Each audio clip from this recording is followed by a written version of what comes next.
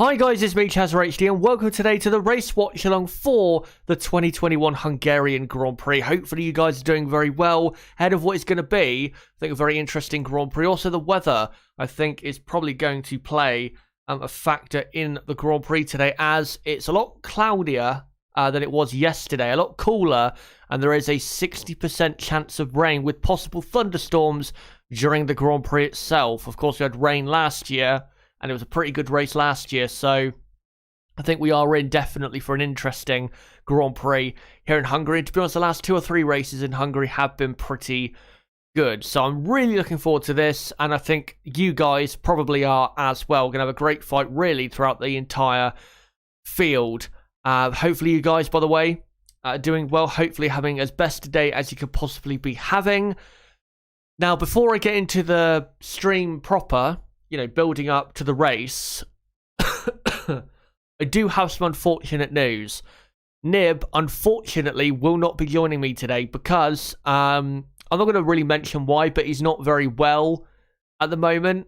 So if everyone, in the chat could just put, a love heart with his name or, something like that, or just, some words of support in the chat, I think he would love that. But yeah, he just didn't feel like coming on today, so...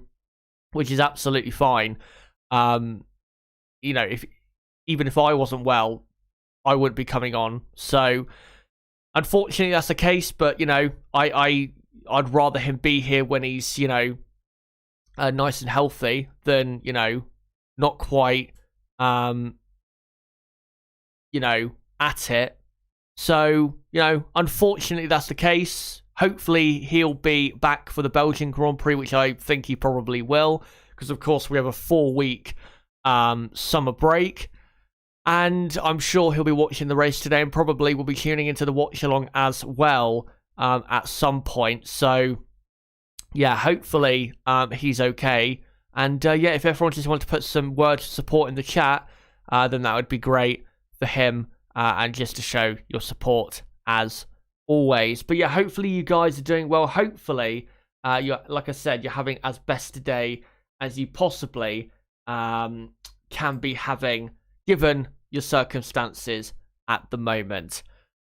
But we have 27 minutes to go in the race. By the way, I'm just watching the grid walk at the moment, and I think rain is starting to fall. It's spitting with rain, so it's very close to that point where we could see some a real downpour that causes the teams to go on to wet weather tyres. We're not, honestly, that would save, as we'll get into in a moment, that'd really save this team on the screen, Red Bull's bacon. But before we get into building up to the race, let me first get into what the grid is going to be. The starting grid for today's Hungarian Grand Prix. And here it is. So it is a Mercedes front row. Lewis Hamilton on pole position from Valtteri Bottas in second. The same front row as a year ago at this Grand Prix. Max Verstappen is third. Sergio Perez is fourth. Again, a reminder, if it is a dry start, the 2 Mercedes will start the race on a medium tyre and the 2 Red Bulls will start the race on a soft tyre. Now, the conditions are still dry, but a bit slippery or a lot cooler. That will probably suit Red Bull a bit more than it would if it was a bit hotter, to be honest. Yeah, that is the situation up there. And then the rest of the top 10 is Gasly 5th, and then Norris, Leclerc, Ocon, Alonso, Vettel is the rest of your top 10. And the rest of the order is Daniel Ricciardo, P11, P12 is Lance Stroll, 13th is Raikkonen, 14th is Giovinazzi, 15th is Sainz, 16th is Yuki Tsunoda, and then 17th is Russell, 18th Latifi, 19th is Mazepin, and 20th is Mick Schumacher, who I think will be starting probably from the pit lane for today's Grand Prix. Doesn't really matter because he qualified last. It doesn't really matter if he starts last on the grid or in the pit lane, because he will be starting at the very back. Yeah, that's the grid for today's Grand Prix. Let me just move this picture up a bit. And yeah, let's now get into some talking points for this Grand Prix. There's plenty of them, there really is, and we have to obviously start at the front. Lewis Hamilton versus Max Verstappen, which is a talking point for every single Grand Prix, as some of the teams are putting their makeshift tents up because of the weather, which is a very smart way of getting around, you know, making your grid spot dry. Yeah, we'll start off, like I said, with Hamilton and Verstappen and Mercedes and Red Bull at the front. Like I said earlier in my race preview, Hamilton and Bottas in the Mercedes are starting the race on the mediums. The two Red Bulls are starting the race on the soft. And if it is dry, the start and the race in general, then really,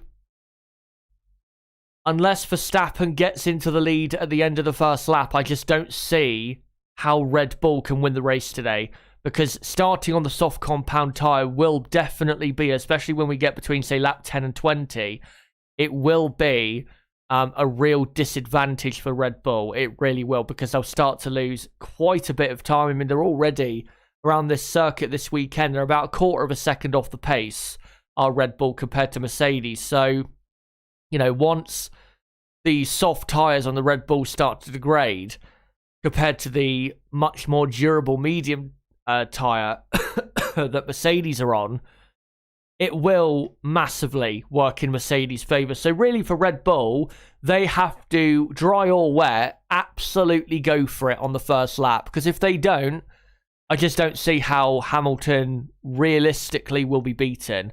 And really, Red Bull, what they need is a start similar to what Ferrari had here in 2015, where, of course, Vettel started third that day and went up to first, and I think Raikkonen went up to second, even though he was starting a position lower than what Perez is starting in that particular Grand Prix back then. So, yeah, Red Bull just got to go for it on the first lap, hope they can get, you know, into the lead with one of their cars, and then if that was to happen, then it's absolutely game on, because then they'd have track position around a circuit where track position is very important, and the Red Bull has enough straight line speed to hold back the Mercedes if, you know, they need to, you know, do that. So really, like I said, first lap is absolutely crucial. I know some people are like, oh, if Verstappen gets ahead of Bottas straight away on the line, we're going to see a clash between Verstappen and Hamilton down to turn one. I mean, maybe we will. Maybe we will, but I think people are probably over-exaggerating. I don't think we're going to see Verstappen sending one down the inside like he did in Spain, but this time there's an accident. I don't think that's what's going to happen, because I think Hamilton, I think if he sees Verstappen coming that quick, I think he'll probably just defend straight to the inside immediately to avoid Max doing that, because if Lewis, like he did in Spain, leaves the inside open, then Max will just go for the gap and take the lead of the race. So I don't think realistically we're going to have an accident, and plus they're so good, you know, such good drivers, I just don't think they're going to do that. I just don't see it at all. So yeah, I don't think there'll be a clash between the two front protagonists there. I will say as well, though, even if Bottas gets passed by Verstappen on the first lap, I do think Valtteri Bottas will play a very important role in today's Grand Prix because of him starting on the mediums compared to Verstappen on the soft. And if he can, say, run a lot longer into the Grand Prix on that tyre, if it is a dry start, then he probably will be able later in the Grand Prix to get after Verstappen and possibly beat Verstappen, because Mercedes are quicker than Red Bull this weekend. There is no doubt about it. And if it is a wet race, I think Mercedes, honestly, will probably be even quicker than they were in qualifying, because Mercedes in the wet, the last time we had a wet race was Imola, and they were pretty quick there with Hamilton at Imola. Even though Verstappen got ahead at the start, Hamilton, with damage to his front wing, still was able to catch Verstappen and get very close to him until, of course, he made a critical mistake once they put on the dry tyres. So I think, yeah, for Valtteri Bottas, if it is a dry start, I think he'll play a massive role in what happens today with, say, where Max Verstappen was to finish. Now, with Red Bull, I think, yeah, like I've said, if Verstappen's going to win, I think he's got to, at the very, very, very, very, very, very least, get past Bottas. He has to be doing that really as soon as possible. As soon as they get off the grid, he needs to be launching past Valtteri Bottas, and really has to be passing Lewis Hamilton on the first lap. If it is a wet race, though, then he doesn't necessarily need to pass Hamilton on lap 1, because in a wet race, it's not like even around a tight circuit like this, you do still get plenty of chances later on in conditions where it's very mixed because of just the way the track conditions are after a bit of rain falls on the circuit. So I think, again, if it does stay wet, then I think that really could help Verstappen, give him a better chance throughout the Grand Prix, really, to stay with Hamilton and possibly compete for victory. But again, if it's a dry race, he has to either get into the lead on the first lap, or it's basically over for him, because I just don't see how he could possibly keep up with Hamilton on tyres that will degrade much quicker.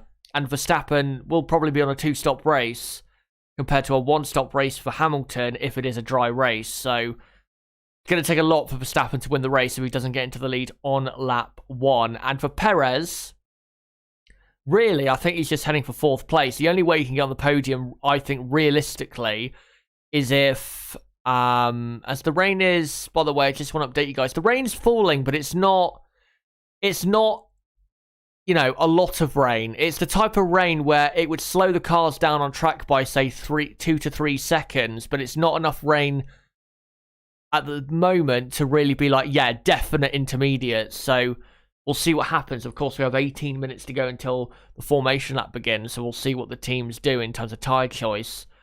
But yeah, for Perez, I don't see him getting onto the podium, really, unless something major happens to one of the top 3. Retirement, possible contact on the first lap. We'll have to see, but I don't see Perez getting in the top 3, because this circuit is not really a circuit that Sergio Perez really goes well around.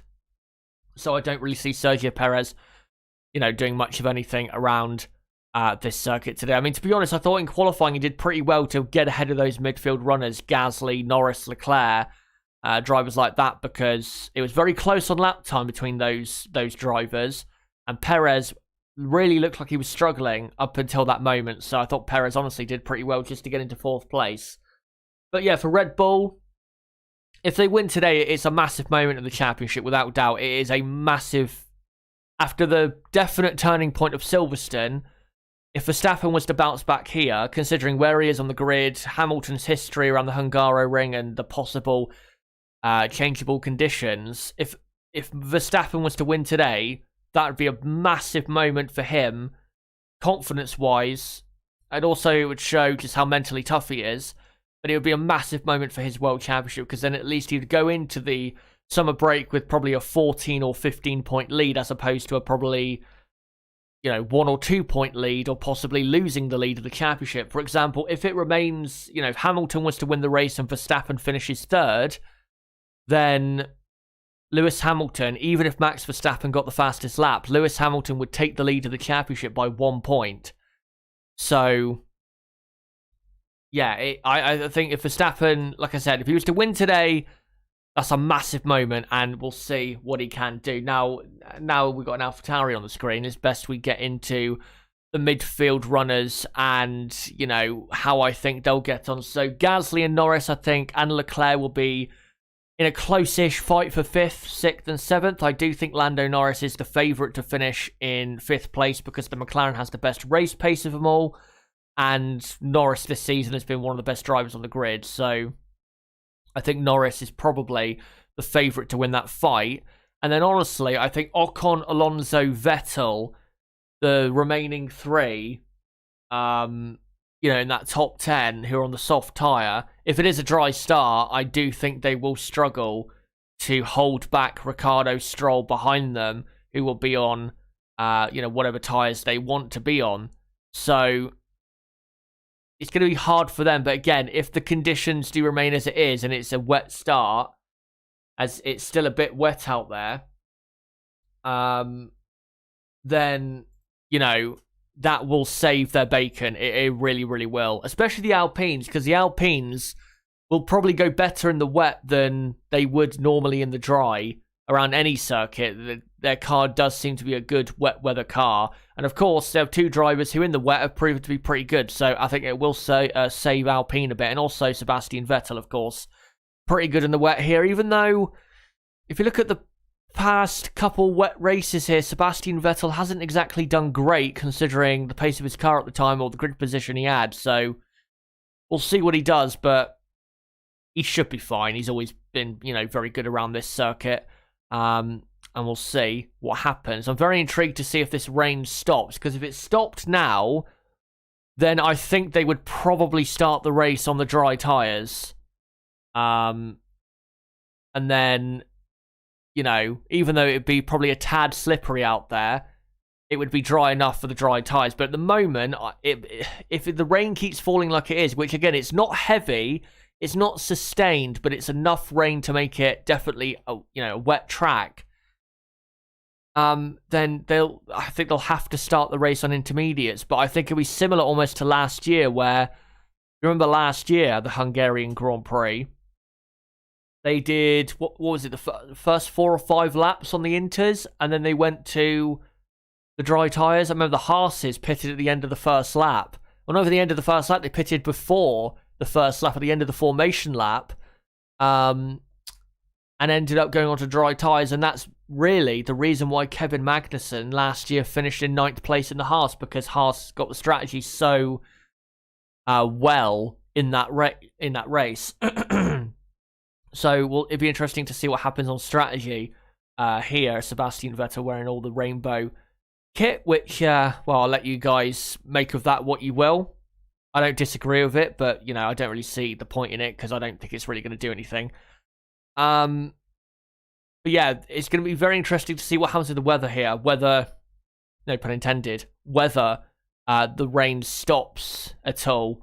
It seems as though the rain is easing off a tad, so we'll have to see. But when it comes to the rest of the midfield, of course, you've got Ricciardo and Stroll, who are probably going to be very in close contention for points. I think Ricciardo definitely will finish in the points today, whether it's dry or wet. Carlos Sainz also starting 15th. I think he'll come through. Because, he really, if he had not made that mistake he made in qualifying, he probably would have qualified in 5th or even 4th place. He was that quick in qualifying and practice yesterday. So, yeah, I think Sainz will definitely come through. And I think, honestly, if it was wet, it'd suit him a bit more, because the Ferrari aerodynamically is pretty good. So it will have plenty of grip in the, especially towards the middle part of the lap, to possibly get some moves done on some of the other drivers, say, who are in cars that are not quite as good when it comes to grip through that middle sector. And yeah, I do think Sainz will come through and get his way into the lead of the Grand Prix, into the top 10. I definitely think Sainz will get into the top 10. As by the way, the pit straight, as there's some work going on the brake duct, I think, on the right front of Charles Leclerc's car at the moment. There is still 12 minutes to go until the formation lap, so they've got to make sure they get it done in time. They probably will, as Mr. Spinotto is watching over proceedings, making sure everything's fine. Charles Leclerc's just getting ready. And, the pit straight is definitely wet. It's definitely wet, but it's not absolutely soaking. So, and all the grid spots also are dry because of the tents they put up. So, those grid spots aren't really going to get wet. But again, the rain, it's falling, but it's not, if the rain was to stop now, say if the race was going on right now, if the rain stopped, their inters would burn out very quickly within 2 or 3 laps. So it's that type of rain where it's very close to stopping, and it's not really, that intense of a shower. But of course, there are the reports that we could be getting rain during the race as well. So we'll see what happens with that. But I think when it comes to the top 10 in terms of who's going to compete for points, let's say if it is a wet dry race, say, or even a mostly wet race, I think you've got obviously the front 4, and then you've got Gasly, Norris, Leclerc, Ocon, Alonso, Vettel, Ricciardo, Stroll, Raikkonen, Sainz, Tsunoda. I think all of them could easily finish in the points if it was to be a wet dry race. So we'll see what happens in this Grand Prix, as we are just under 10 minutes away from the formation lap getting underway here in Hungary, as yeah, it does appear that the rain isn't quite as intense as it was, as I don't see I don't see as many umbrellas, is what I was trying to say, up at the moment as I saw a few minutes ago. So it doesn't seem to be as bad now as it was. So it'll be interesting to see what the teams decide to do. Of course, I think they have to make sure they have their tyres fitted at, I think, the 3-minute warning before the race, which will be what? My time, it'll be what? 1:40 or 1:57. And of course, local time, it'll be 2:57. But look, I mean, looking down to turn 1, it looks to me, turn 1 looks like an intermediate tyre type of track condition. But like I said, after 2 or 3 laps, if it doesn't rain, they'll be on the dry tyres again. So we'll have to see what happens there. But yeah, just want to say, before I get into the final few bits of this build-up, just want to say, don't forget, guys, to subscribe to the channel for more content like this, because if you are new, we do qualifying, practice 3 and race watch-alongs for every weekend of the Formula 1 season. And of course, after the summer break, we'll be doing plenty more of race weekend content. Of course, once we come back from the summer break, there's a triple header, Spa, Zandvoort and Monza, which I cannot wait for. And hopefully for that and the rest of the season, you will join us for that content. Again, don't forget to subscribe and hit the notifications bell so you're notified as to when those streams come out at the time. And as well, don't forget to smash the like button and share this video and channel everywhere you can. Would really help the channel if you did that. But with 8 minutes to go into the formation lap, just want to ask you guys one thing, which I normally ask, of course. What is your final top 5 prediction for the Grand Prix today? Make sure to put as many of them in the live chat as you can. And for the final, 7.5, 8 minutes, I will read out as many predictions as I can. So make sure to let me know who you think is going to win the race, finish 2nd, 3rd, 4th, and 5th. And like I said, I will read out as many as I can before the formation lap gets underway here in Hungary. As just letting you know that Hamilton is being strapped into his car now as Sky go for their final ad break before the race gets underway. So we're getting very close now to the Grand Prix getting underway. Astro Steve asks, what do you think Daniel Ricciardo's chances are today? Like I said, dry or wet, I think definitely top 10. I mean, really, he should have got into the top 10 yesterday in qualifying, but he just lacked that overall speed over a single lap, which he has done a lot of times this season. When it really mattered in Q2, he just lacked that overall speed, you know, to nail in a good enough lap to get into Q3. I think definitely he's quick enough to be in the top 10 easily. And the McLaren car, like I've said, over a race distance, the McLaren is the best car for the midfield pack. So I think Ricciardo will finish in the top 10. Really, given if it's a wet, dry race, you would hope, and I would say Ricciardo should be aiming for, say, 8th place at least in this Grand Prix. Maybe that's a bit ambitious, considering it's not exactly easy to overtake here. But like I said, the McLaren car is very good at the moment. Race pace-wise, it's one of the best on the grid. And Ricciardo, we've seen in a race situation, he's very, very good. So I think he should be aiming, like I said, for, say, 8th place at least in the race. Because that would be, if Norris does finish ahead of him, which he probably will, then that would be a great result for the team. Probably at least 10 more points in the Constructors and then score basically the same amount of points as Ferrari. So, yeah, I think Ricciardo, and I think realistically he can get into 8th place because, I mean, at the start, he could easily make up 2 positions there. We'll see what he does. Right, now let me read out some of your predictions with 5 minutes to go. So, we'll start with Silverback Orangutan, who says Max, Hamilton, Bottas, Lando, Seb. Legit Carp Tackle says Max, Norris, Gasly. Mika says Hamilton, Verstappen, Bottas, Gasly, Norris, Perez. Mike Post says Lewis, Max, Perez, Gasly, Norris. Vinster says Hamilton, Verstappen, Bottas, Perez, Leclerc. Keith Haas says Hamilton, Verstappen, Bottas, Perez, Norris. Brother Mods, great to see you. Says Hamilton, Max, Bottas, Perez, Leclerc. I think is it Alva says Max, Bottas, Hamilton, Perez, Lando, Ricciardo.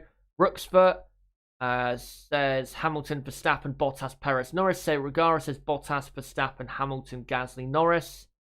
A lot of you thinking Gasly, Norris will do well today, which I'm not surprised by because they're both very, very good drivers. And if it is wet, then their talent, I think, will definitely show through in the Grand Prix. Let me find some other predictions here if I can. And I don't think I can at the moment. Aline, great to see you, says Hamilton, Verstappen, Perez. Lalel, I think it is, says Lewis, Bottas, Verstappen. By the looks of it, you're all going. And Jabalani says Hamilton, Verstappen, Bottas, Norris, and Leclerc for his top 5. By the looks of it, I think every single one of you, maybe bar 1 or 2, are going for Lewis Hamilton to win, which, I mean, even if it's wet, we've seen Lewis Hamilton just rinse the field before. I mean, the last race at Imola, in the wet before it started to dry out, he was really quick. And, of course, his last race win in the wet in Turkey was probably one of the best drives of his entire career, where he won the race by half a minute, even though he started in 6th, and his pace was poor the whole weekend. So I think that's what makes this season so great when it comes to the championship fight, because Lewis Hamilton is still at the absolute peak of his powers, and in my view is the best of all time, best driver of all time. So for Max Verstappen to be elevating himself to such a high level, to be right up there with Hamilton and doing what he's doing, that's, for me, is what has made this championship battle so good, because it's literally 2 drivers at their absolute best going at it every single Grand Prix. Though Verstappen, he will probably improve in his F1 career, but really I think what we see right now is 90% of what we're going to see in his career in terms of his talent, his pace, and what he's capable of. But, Hamilton being so good, it's pushing Max, and not just Max, it's pushing the whole grid to rise to a new level, because they have to even be respectable looking at times compared to Lewis Hamilton. Yeah, Hamilton is in a very good car, we get that, but the reason he's in that car is because he deserves to be in that car. Anyway, we have 2 minutes to go into the formation lap, so I think I'll get rid of these graphics, and we will get now to the race graphics. Let me just get everything up for you guys. So, of course, it is a 70-lap race, I believe. Yes, it is. It's a 70-lap Grand Prix here in Hungary. We just make sure it's working. Yep, there you go. And I'll just quickly, before we get into the formation lap, just quickly go through the starting grid for today's 2021 Hungarian Grand Prix. So Lewis Hamilton starts on pole. Valtteri Bottas is 2nd, then it's Verstappen 3rd, Perez 4th, Gasly 5th, Norris 6th, Leclerc 7th, Ocon 8th, Alonso 9th, and Sebastian Vettel in 10th. And the rest of the order is Ricciardo, Stroll, Raikkonen, Giovinazzi, Sainz, Tsunoda, Russell, Latifi, Mazepin, and Schumacher. That is your grid for the Hungarian Grand Prix. As now, we are about to find out what tyres will they start the race on. Will it be intermediates or will it be dry tyres? Who will gamble based on the radar and based also on the track conditions? Because remember, they haven't really gone out on track since it started raining. So they don't really know what's out there in terms of the track condition at certain corners and whether, how the rain's falling at certain corners. As the crowd, great to see, by the way, a full crowd in attendance. A lot of Max Verstappen fans, of course. And they are all starting on the intermediate tyre. So here we go, guys. It's going to be a wet start to the Hungarian Grand Prix. Deja vu of a year ago here in Budapest. Everyone on inters, which I have to say is probably the right decision, because by the looks of it, turn 1 looks a bit slippery. I don't think anyone wants to be going sailing straight on a set of dry tyres, because they could end up causing a lot of mayhem, not just for other drivers, but themselves as well. As the formation lap should be getting underway in just a moment. The grid spots are basically dry because of the tents they put up. And the formation lap will be underway. I'll let you guys know. It is underway right now. There you go. Formation lap has begun. And we'll see, as they go around, we'll see how wet the track is, because it still doesn't look that wet. And it looks very similar to the track from the start of last year's Grand Prix, where it was damp, but it wasn't quite, properly wet. If it was to stop raining right now, you'd have to say that, and it's not stopped raining, I believe. I think there is still rain falling. Not a lot of rain, but enough to make the track wet. If it does stop raining, though, because of how humid and hot it is at the circuit, it will dry this circuit up very quickly, and the inters will just completely fall away in terms of grip and tyre life. Of course, they require water to stay alive, as it's still a track temperature of 32 degrees Celsius, which is pretty warm considering there is rain falling. But by the looks of it, there is still enough rain falling for it to be wet. But it's not quite, again, it's not a wet track. It's more of a damp enough circuit for intermediates. There isn't really a puddle around on the circuit, a noticeable one that I can see so far. As the front of the field is just coming through turn 11 now, so they're just coming up to the mid-sector point. And of course, they'll be on the team radio, a lot of the drivers as they are now, just letting the team know of the track conditions. And yeah, definitely it is wet enough for a wet start here, as the rain is still falling and still adding just a slight bit of water to the circuit. As I've got to say, a lot of bunching up at the front of the pack there. Almost looks like a safety car restart. A lot of the back end of the field very eager to get on with it. As Hamilton now, on this formation lap, comes through the final corner. And the final corner, to me, looks pretty dry. So that's interesting to see. And also the starting grid looks pretty dry. That part of the circuit looks pretty dry to me. It's just the middle sector that looks a bit tricky and a bit wet. Let's just get that up. And of course, I'll flick it over to lap 1 once all the cars line up, as we now have the front 10 on the grid line up. Now Ricciardo and Stroll. And then it'll be the 2 Alfa Romeos, as there's an Alfa Romeo in the pits of Antonio Giovinazzi, and I think he's trying the same thing as Haas did last year, even though there's still rain falling. They're going on to a set of medium compound tyres. The Giovinazzi is going to go for it here. We'll see whether that pays off or not. As the lights come on now for the Hungarian Grand Prix, it's 5 lights, and lights out and away we go. And Lewis Hamilton gets a pretty good start. Valtteri Bottas has not had a good start, and Lando Norris in the McLaren has had a very good start. He's up to 3rd by the looks of it. Down the inside now, Sergio Perez. Will he go? Oh, Bottas! Oh no! I think Verstappen might be out of the race. Norris was sent into the side of Verstappen. There's a McLaren round as well of Ricciardo. But Norris was sent into the side of Verstappen by Bottas, who at the back of him. We'll have to see what happens to Verstappen. Verstappen is miles down the field. Norris is also all over the place. His front wing is scraping pretty much underneath the car now. And there's cars everywhere. There's a Ferrari very low down. I don't know who's in... I think there's an Alpine in 3rd. Absolutely mental scenes here. Yeah, both Red Bulls are... both Red Bulls are behind George Russell and the Williams, I believe.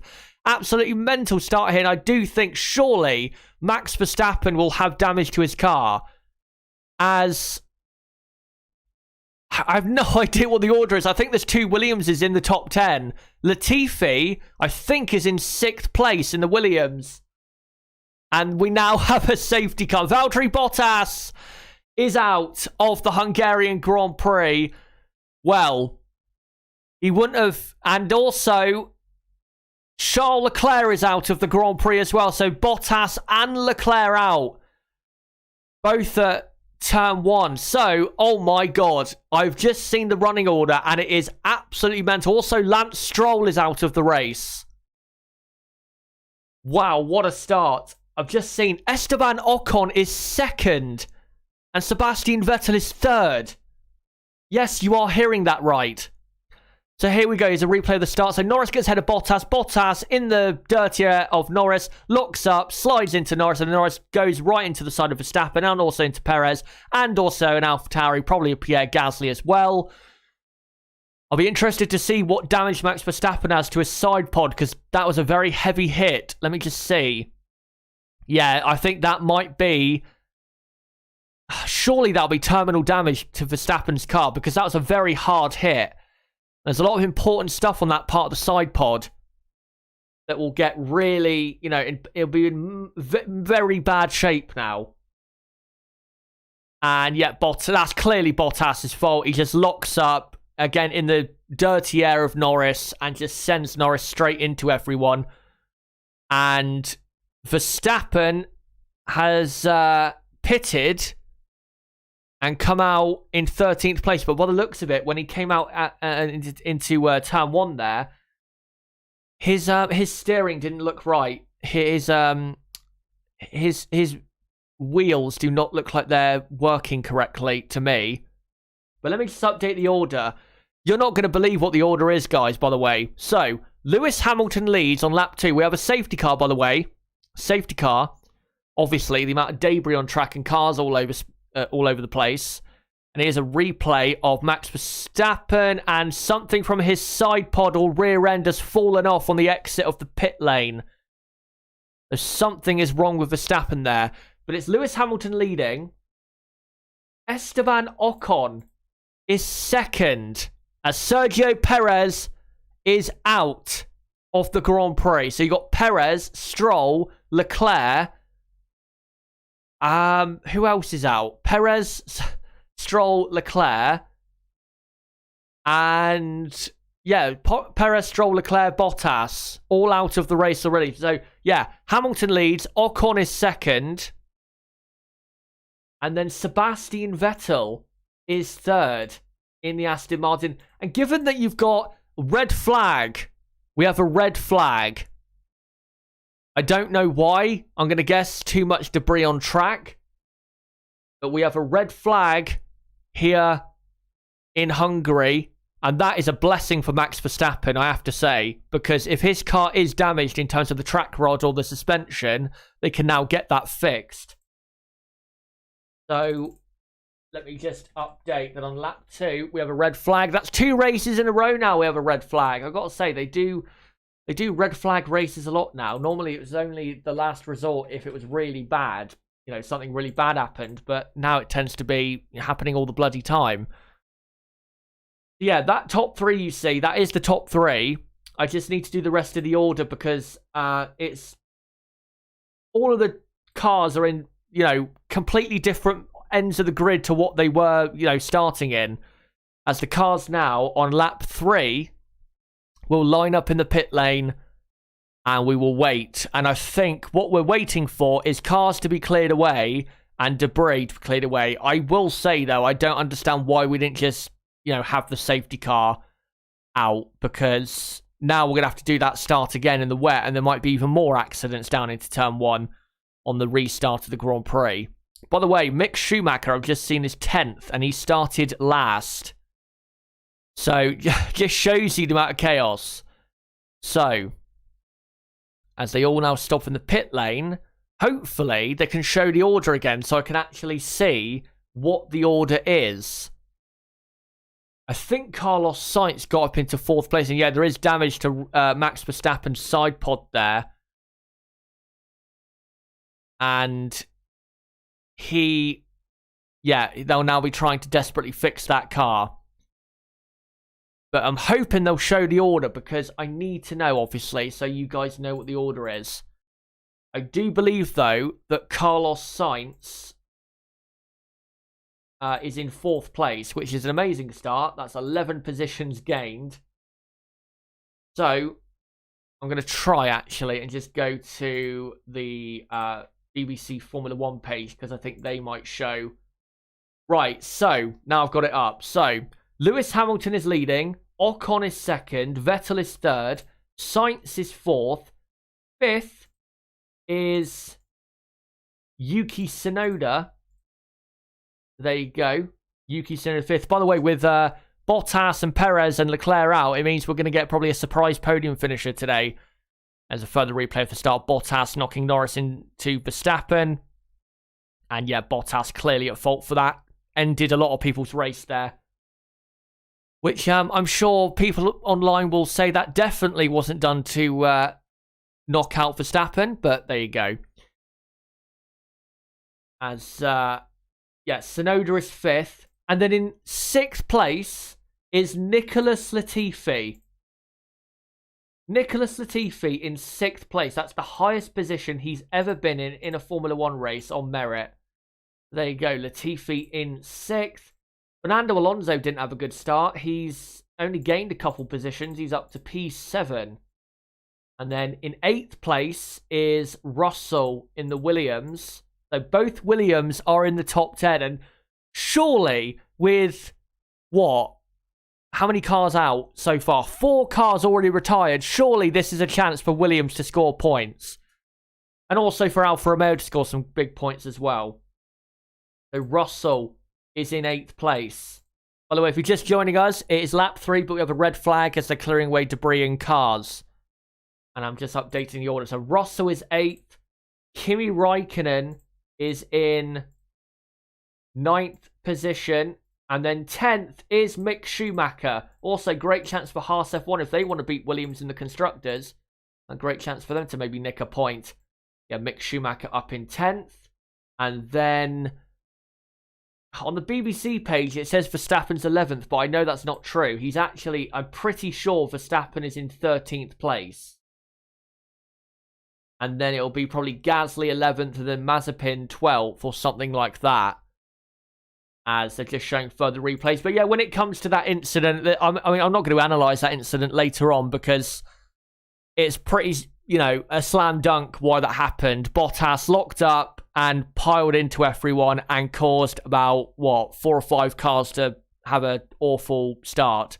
And here's Lance Stroll. This is what he did at the start. And that's why Charles Leclerc's out. So Stroll got too deep into the corner, went to the very inside of turn 1, hit Leclerc, I think broke his left front suspension, Stroll. Oh no, he broke it on the back of an Alpine.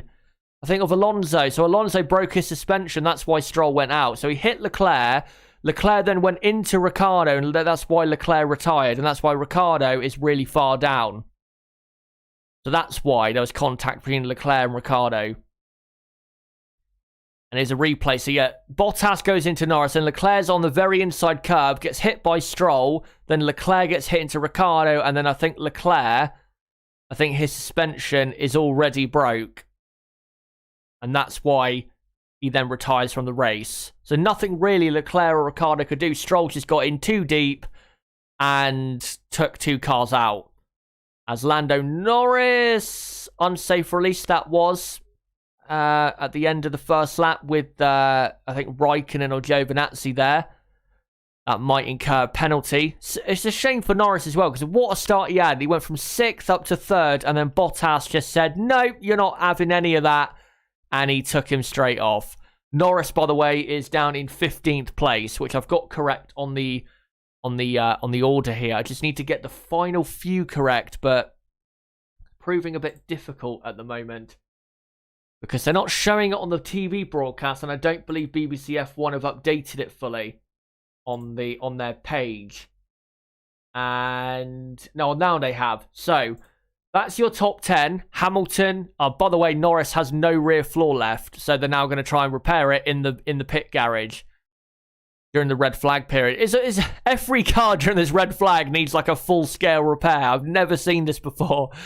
So Hamilton leads, Ocon 2nd, and Vettel, Sainz, Tsunoda, Latifi, Alonso, Russell, Raikkonen, and Schumacher. That is your top 10 That is the most mental top 10 I have seen on lap 3 of a Grand Prix. And then, in 11th place is Pierre Gasly. 12th is Daniel Ricciardo. And then Max Verstappen is 13th. So right now, Lewis Hamilton is heading for the championship lead. He will be leading the championship if it continues this way by about 17 or 18 points, I believe. Verstappen currently in 13th, then they're going to try and make sure they repair fully that car. So you have Verstappen in 13th. Mazepin is in 14th place. And then you've got Lando Norris in 15th. And then Antonio Giovinazzi, who, by the way, the reason there was a slight unsafe release there is because Giovinazzi had to pit, of course, at the end of the first lap because it was too wet for dry tyres. So that's why Giovinazzi is still at the back and has not gained anything. By the way, it is still raining, so it's still going to be a wet race when the race gets underway. I don't know when it will get underway. Hopefully, it won't be too long because I don't really see what the red flag period needs to last that long for.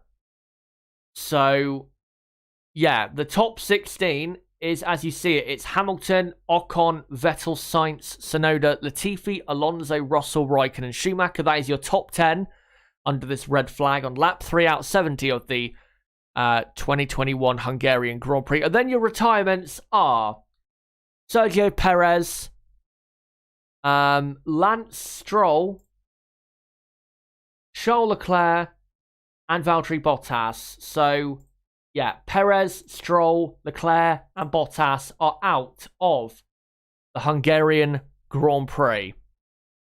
And now we are under red flag conditions, and we wait to see when the race will get back underway. I think, really, they should have got the debris removed by now, because, I mean, what are they waiting for? And just to update you, so Carlos Sainz has gained 11 positions. Latifi, has gained 12 positions. Mick Schumacher has gained 10. Tsunoda has gained 11. Ocon has gained 6. Vettel has gained 7.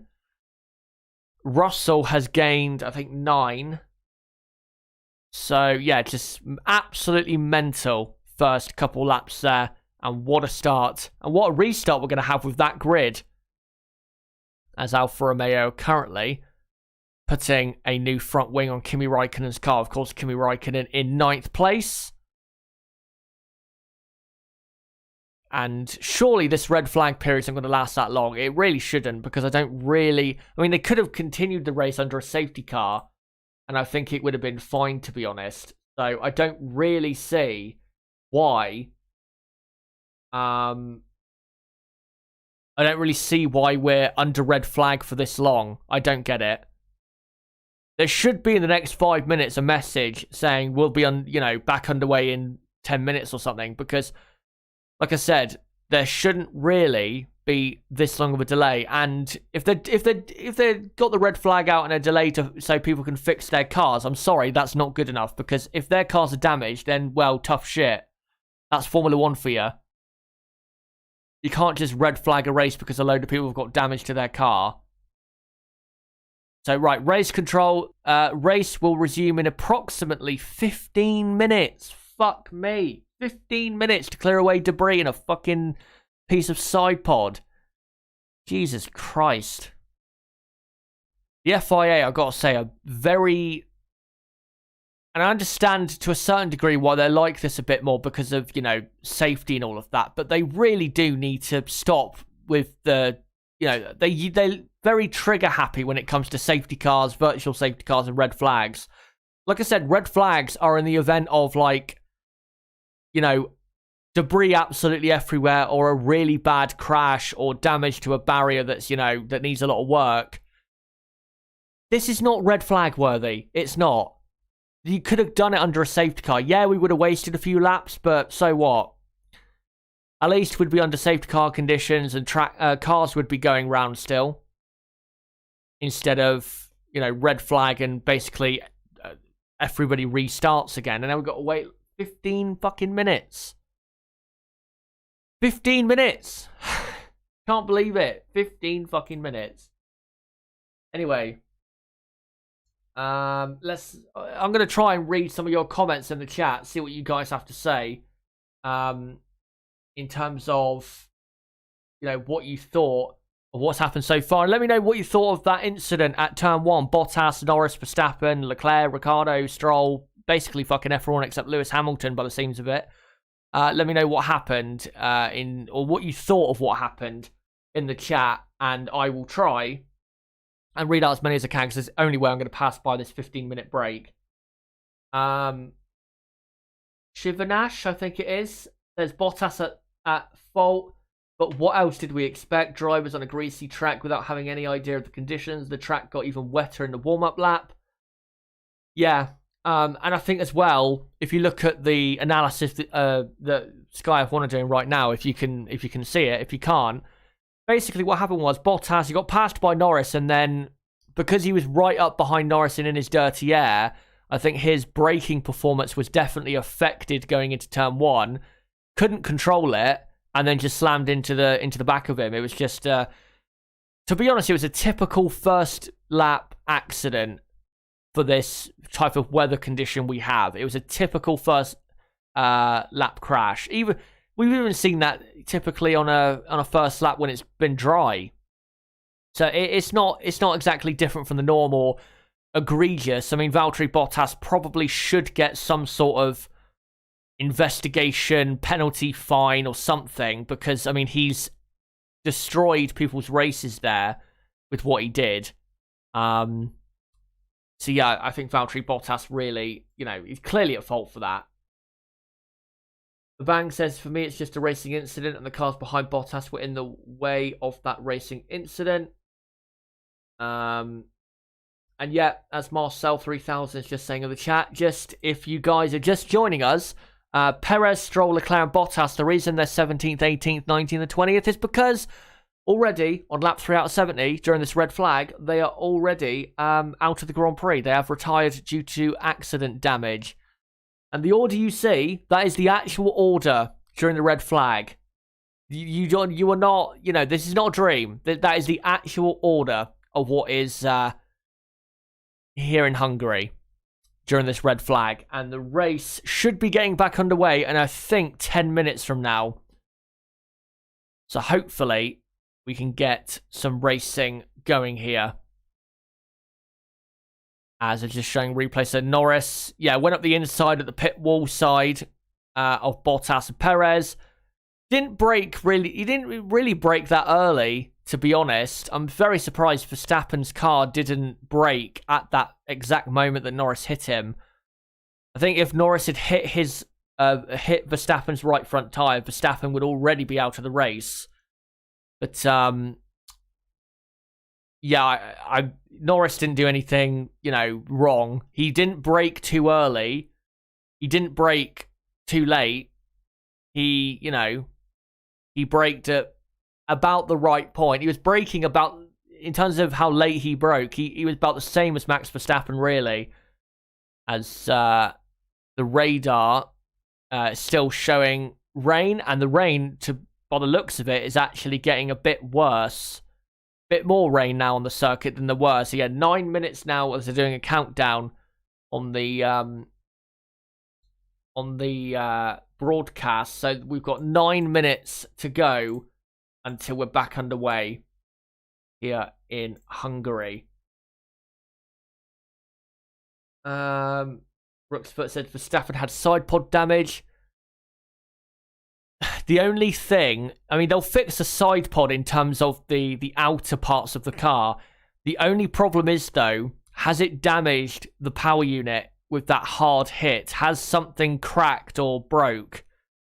That's what they'll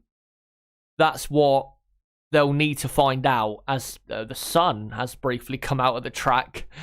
That's what they'll need to find out, because if there's a crack in the power unit, then he's going to have to just retire from the race, because there's no point then racing, because eventually that power unit will go boom boom if they continue racing with it.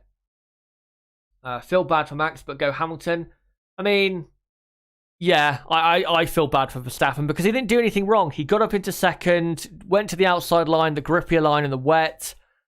I mean, there is a tip actually on a first lap that, on a first lap, if you want to avoid incidents, always make sure you keep your car to the inside of a corner, because any accidents always wash out to the outside. Which, if any of you play the F1 game and you do league racing, that's a tip for you, which I always use, and it's always been great for me. And I think simply because he was on the outside of the corner, he was always gonna get hit off there. So it's a shame, but wrong place, wrong time, I'm afraid. As I'll try and read out some few more comments from you guys. At least we'd still have pretty much an entire Grand Prix to go. That's good. Let me look at some other comments here. Russell getting points today. Well, the two Haas's I don't think will, and they're obviously behind him. So at best he'll finish in 14th, Russell. So if it goes really wrong. Really, if he stays ahead of Kimi Räikkönen in this race, then you would imagine he'd be at least very close to points. Maybe he wouldn't finish in the points, but he'd be very close, like an 11th or a 12th. And by the way, like I said, we've got a red flag. It's lap 3 out of 70. The 4 retirements we have so far, they will not be the only retirements of this race. If the weather is going to be how it is, I don't think those will be the only retirements of this Grand Prix. So they're still trying to fix Verstappen's car, do the best they can, with 6 minutes to go. Of course, they fixed his suspension very well, very quickly, a year ago at the Hungarian Grand Prix when he went off on the warm-up laps in the wet conditions. So the Red Bull mechanics, I mean, the Red Bull mechanics, I would say, are probably the best in the world when it comes to efficient, quick, just work. They're just so great at it. I mean, the pit stops, they're the best. And like I said, when it comes to fixing cars, they tend to be very, very good at that as well. Oliver Ireland says, I strongly believe that there is always a trigger for chaos, and that trigger was Silverstone. When you throw caution to the wind, you unleash a chain of events that is caused because of a change of mental attitude. I agree with that, but only when it comes to, like, if there's a contact or a certain thing that happens between two, specific drivers, then I agree. But I don't think that goes for the entire field. I don't think they think, well, at this, race we had this type of thing happen, so now it's game on, or, I don't think it's like that. But I think, say, when contact happens between two title rivals, without doubt the gloves then come off, and then it's, the accidents, if there's any more, they tend to happen very quickly after, as we're just seeing replays of Carlos Sainz and Yuki Tsunoda starts to the race. Of course, Sainz is 4th and Yuki Tsunoda is up to 5th. Tsunoda smartly braked early, and like I said, again, any tip for any of you guys out there who play the F1 game and do league racing, like he did there, stick to the very inside of every corner. Say, the main overtaking corners on a first lap, and you will always avoid accidents. Because, like I said, any accident that does happen normally on a first lap tends to happen at the apex and then washes out to the exit. As, from Latifi's on board there, almost looked like absolutely everyone went off at the exit. And Latifi also tried that same trick, staying to the inside to avoid any contact, and he got away with it just fine, and now he's up in 6th place. And also, let's not just mention Russell possibly for a point, but Nicholas Latifi, because he is up in 6th place, and by the way, in qualifying he was about the same speed as Russell, so his pace is pretty good, Latifi, so let's not discount him. I mean, Williams really should not finish in the points, because their pace in the,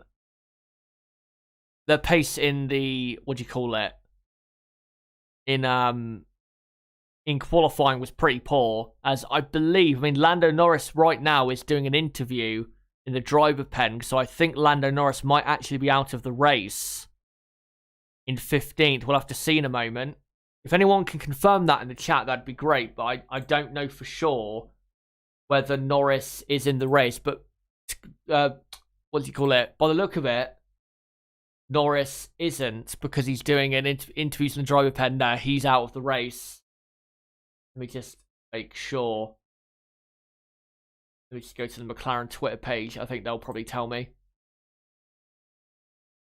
Despite, let me just see. Yeah. Following a collision on the opening lap, the team have unfortunately been forced to retire Lando's car. So, Lando Norris is out of the race. That is a shame because, again, what a start, what a weekend he was having. And then he gets absolutely bunted off the track. That's a shame. So, Norris, Perez, Stroll, Leclerc, Bottas are out of the race. Meaning that surely we are going to have a surprise podium finisher today. Who will it be? Will it be Ocon? Vettel? Will he get his second podium of the season? Will Sainz get another podium? Will Yuki Tsunoda get his first podium in Formula 1? Will Fernando Alonso get back on the podium for the first time in a Formula 1 race since 2014? Will Max Verstappen come through? Does he have damage to his car? Can Ricciardo and Gasly come through? We are about to find out in 90 seconds' time when the warm-up lap before the restart of the race shall begin. Let me just get stuff ready. So, it will be, when the race restarts, it will be lap 4 out of 70. I do believe it will be a standing restart, so we could have even more chaos. The track is drier now because the sun has come out. So we might see, you never know, might see a set of dry tyres out there from someone. Which I'm sure Alfa Romeo will be cursing the weather radar because they tried to get Giovinazzi, you know, on that type of strategy that Haas did last year so well, as they are still, by the looks of it, on intermediate tyres. But will anyone try the dries? I wouldn't be surprised if someone out there goes for a risk on dry tyres, because as long as the sun stays out for a bit more, then you never know. Let me just see. So, yeah, Hamilton is on inters.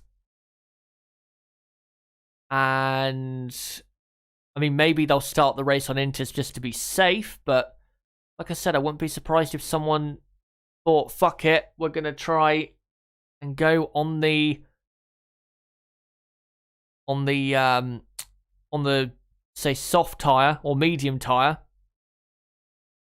And now the safety car brings the cars back out. And I do believe it will be a standing restart as they now come back out. Hamilton from Ocon and now Vettel. I'll read out the order right before we get the race back underway, just so you guys know.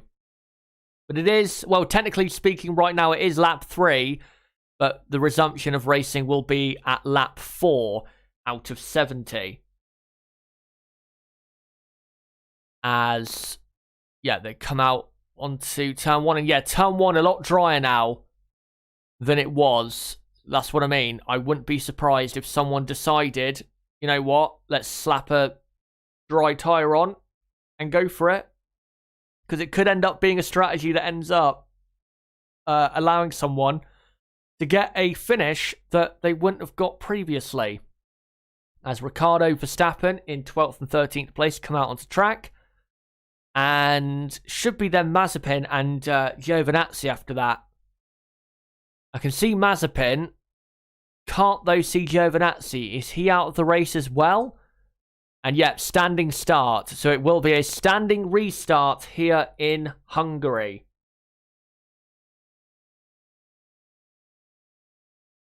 And they're just bringing Hamilton and Ocon the front of the pack through the middle sector now. So we're getting underway in, about a minute from now.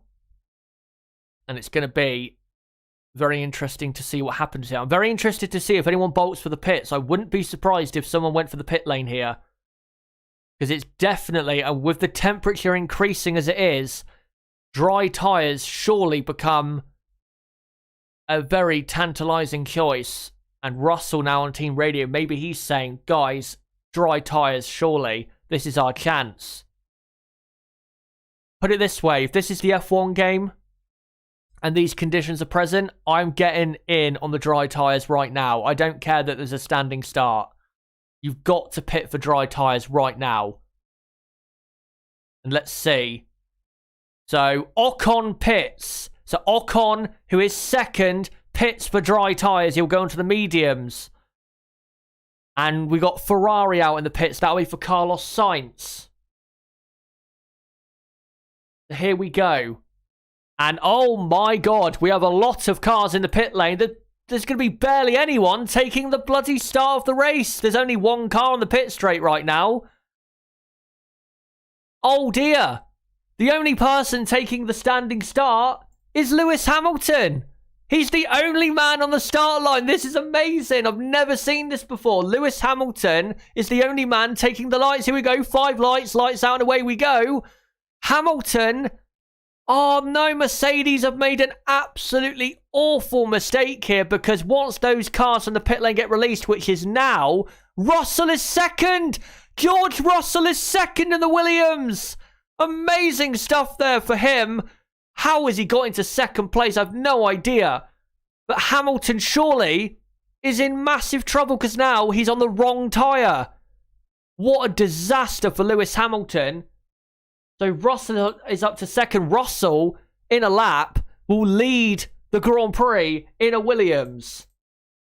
Who thought this on lap 4 or 5 out of 70? Also, Latifi is up into 5th place. He's jumped Tsunoda and Sainz. Tsunoda is 6th. Sainz has gone down to 7th. Alonso is 8th. Raikkonen 9th. Ricciardo is in 10th place. Then it's Mick Schumacher 11th. Verstappen has passed Gasly for 12th. So Gasly 13th. Russell has lost a couple positions. Russell is down to 4th place now. He's been passed somewhere. And yeah, there you go. So Russell, what's happened? He's got a problem, Russell. Or is he on the intermediate tyre? No, he's got a problem. Oh no. George Russell looks as though he's out of this race. Oh my, that sums up his F1 career. 1 minute he's looking like he's going to score an amazing result, and then straight away he's out of the race. Because if he didn't have bad luck, he'd have no fucking luck at all. As Lewis Hamilton now pits. So Lewis Hamilton will now be, he's behind Max Verstappen. It's all gone wrong for Mercedes. They've absolutely made a horrible decision there. It was so obvious. You've got to pit for dry tyres. The track was so bloody dry, and they decided to take the start on inters. A disastrous mistake. On lap 5, here is the order. Esteban Ocon leads from Sebastian Vettel 2nd. Nicholas Latifi is 3rd in the Williams. 4th is Tsunoda. 5th is Carlos Sainz. Fernando Alonso is in 6th place. Russell seems as though he's fine now. He's now 7th. I don't know why he was letting people through then. Maybe he had a temporary glitch. I don't know. So Russell is 7th. And then Raikkonen is 8th. And then 9th is Ricciardo. 10th is Mick Schumacher. And then got Max Verstappen 11th. Gasly 12th.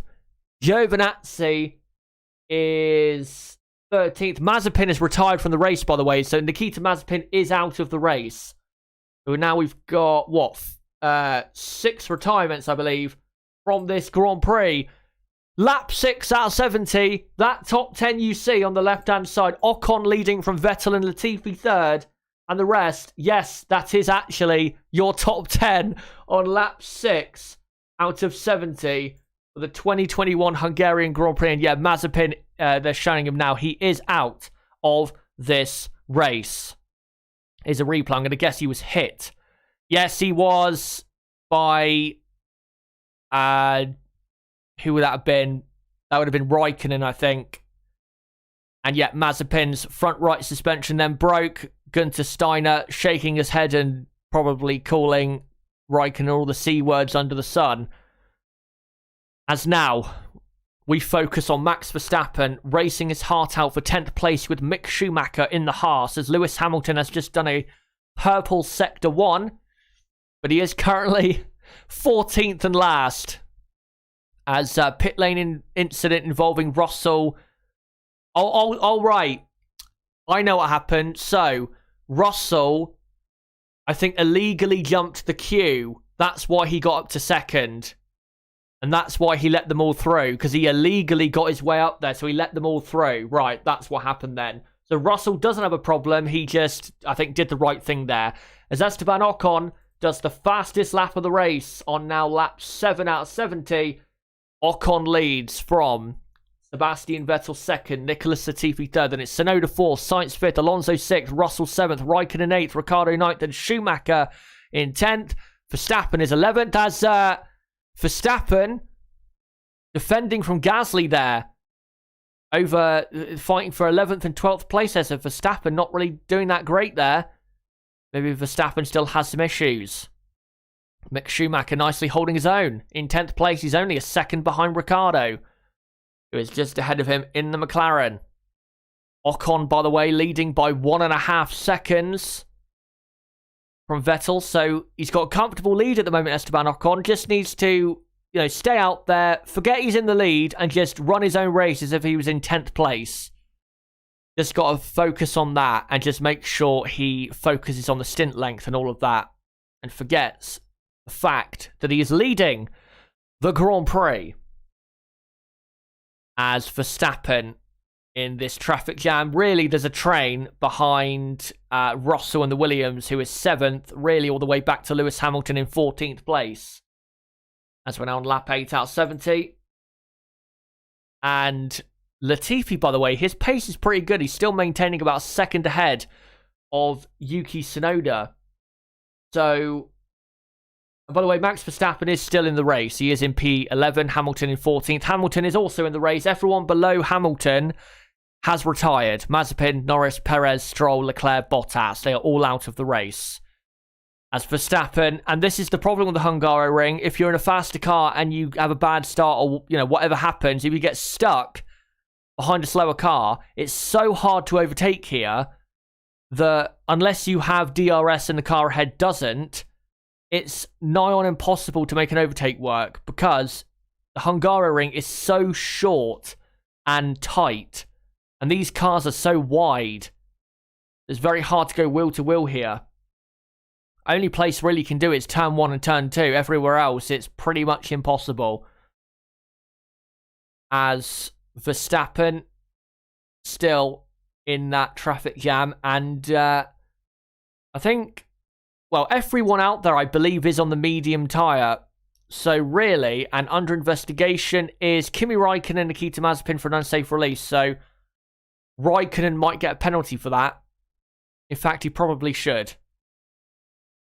I'm just looking. So Ocon, he's got, now on lap 9, he's got a 20-second gap to Lewis Hamilton. You need about 21 seconds to pit and come out ahead of, say, another car.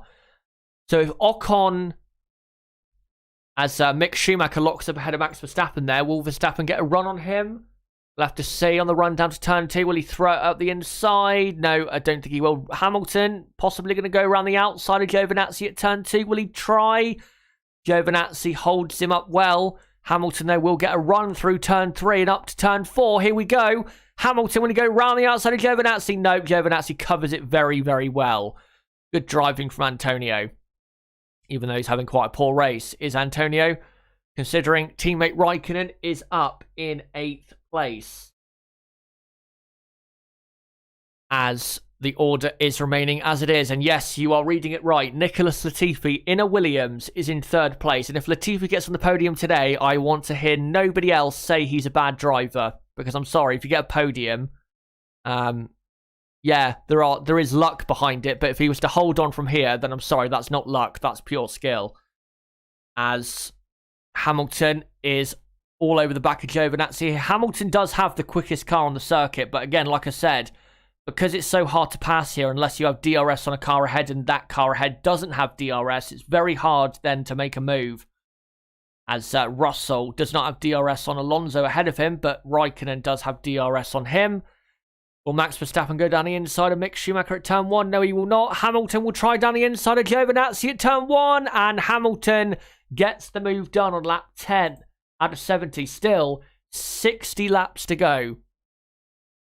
We're in for the long haul here. There you go, lap 10 out of 17 of Verstappen all over the back of Mick Schumacher through turn 3. Will he get a run up to turn 4? Don't think he will, and no, he will not get the move done. And the more time he spends now behind Mick Schumacher, he's losing a colossal amount of time to the cars ahead. So yeah, Hamilton is up into 13th place in this Grand Prix.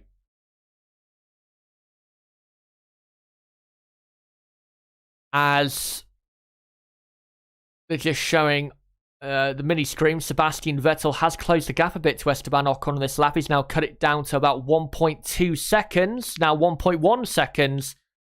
Could Sebastian Vettel win the Hungarian Grand Prix? He's won it here before. Of course, he won here in 2000. A stop-go penalty, by the way, for Antonio Giovinazzi of 10 seconds for speeding in the pit lane. Giovinazzi, well, he's last anyways. It doesn't really matter. But, yeah, Sebastian Vettel, he won here in 2015 and 2017. Could have won here in 2018. And also probably should have won here in 2010 if it wasn't for the safety car that day.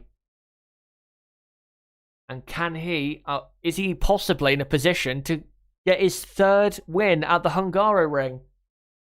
Now on lap 11. He's only 1.1 now behind Esteban Ocon. Remember, the Aston Martin does have better tyre life, really, than most teams out there. So, as this race goes on and this tyre stint goes on, the Aston Martin should get better. As, by the way, Latifi is not only still in third, he's pulling away from Yuki Tsunoda. Pulling away from Yuki Tsunoda. Absolutely mental stuff. And the problem for Lewis Hamilton now is because Max Verstappen cannot get ahead of Mick Schumacher, and because Hamilton's not quick enough to pass Gasly, who has DRS on Verstappen, and Verstappen has DRS on Mick Schumacher, Hamilton also has nowhere to go right now. So they're all held up in that little train. As Vettel was about a tenth of a second quicker, I think, on that lap. Or maybe not a tenth, but just slightly quicker on that lap, as he is now starting to close in. And at least for Vettel, the great thing is, with him in second, he's been in this position so many times, so he's not feeling any pressure. With Ocon, he will be feeling enormous pressure leading the Grand Prix. The first time he's ever led a Grand Prix properly. When Vettel, he's won, I think, how many races has Vettel won? Like 40, I think. And of course, he's won the World Championship 4 times. So Sebastian Vettel feels no pressure. He's done this time and time again. He knows exactly what to do and what he's doing. Ocon, I'll be honest, from his point of view, he probably doesn't know what to do. But just tries best to keep calm. That's the only thing he can do. Sebastian Vettel, I think, knows exactly what he needs to do. Just slowly close in, get within his DRS window, and then pounce. As Ocon has actually pulled away on this lap by about, half a tenth or a tenth of a second. Nothing much. In fact, when they cross the line, it'll probably be about the same gap as it was the lap before. As we're now on lap 13 out of 70. Hamilton just said on team radio, this is ridiculous. Well, Mercedes' strategy was ridiculous. I don't know what they were thinking. That was one of the dumbest strategy decisions I've ever seen from that team. It was so obvious that it was dry. The sun was out. Most of the track was bone dry, and they decided to take the start. It was a boneheaded decision. It really was. As Hamilton now gets right up behind Pierre Gasly into turn 1, positions his car around the outside for a possible switchback, and Gasly's run a bit wide, so Hamilton, can he go round the outside now for turn 2? Hamilton should have good grip around there. Gasly goes wide deliberately, though, because he knows Lewis Hamilton will try that. But can Hamilton now get a run on Gasly up to turn 4? No, he will not. He's not close enough. Hamilton. It's amazing, isn't it? In Formula 1 and just sport in general, how it just goes from 1 minute you're, winning everything, looking supreme, and then the next minute you're basically last and looking in a hopeless position. It's amazing how quickly in this sport things can change around. The great thing about it. And at the moment, both Max Verstappen and Lewis Hamilton are heading for 0 points. And there's there's no one in the race at the moment who's remotely close to them in the Drivers' Championship. I think the next highest person in the championship is who's in the race still is Carlos Sainz, who's currently in 5th place.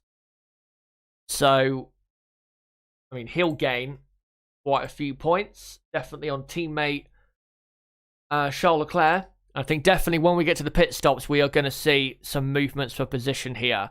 As Verstappen now goes round the outside of Mick Schumacher at turn 1. And surely Mick forces him off a bit there, I think. And Verstappen will try and keep it around the outside. Now we'll go around the outside for turn 2. Can he go right round him? Yes, he will, surely. And, oh no, slight contact there, Verstappen and Schumacher on the exit of turn 2. Thankfully, he didn't send Mick Schumacher flying into the barriers. But Verstappen is through. I would like to see, though, whether he could have stayed on the track at turn 1 as Hamilton goes off. Goes off at turn 5. He comes straight back on, but Hamilton, his mental state right now must be absolutely volatile because he knows that his race is effectively over, especially compared to Verstappen. And I think Verstappen could have stayed on the track there. I really think he could have stayed on the track there. I don't think he had to go off there. I mean, Mick did make a movement to that part of the circuit, but I don't think Verstappen was necessarily forced off the circuit there. But anyway, got the move done, and I don't think there'll be any penalty for that or anything. So there you go, as we're now on lap 15 out of 17 is a replay of Hamilton going wide, and he simply just got too close to the back of Gasly in the dirty air and went off. So Verstappen up to 10th and heading for a point. Hallelujah. As 10-second time penalty for Kimi Räikkönen for an unsafe release.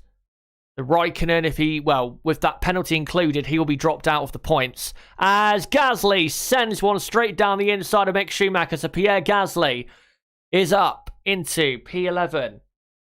And surely Hamilton will be through very soon.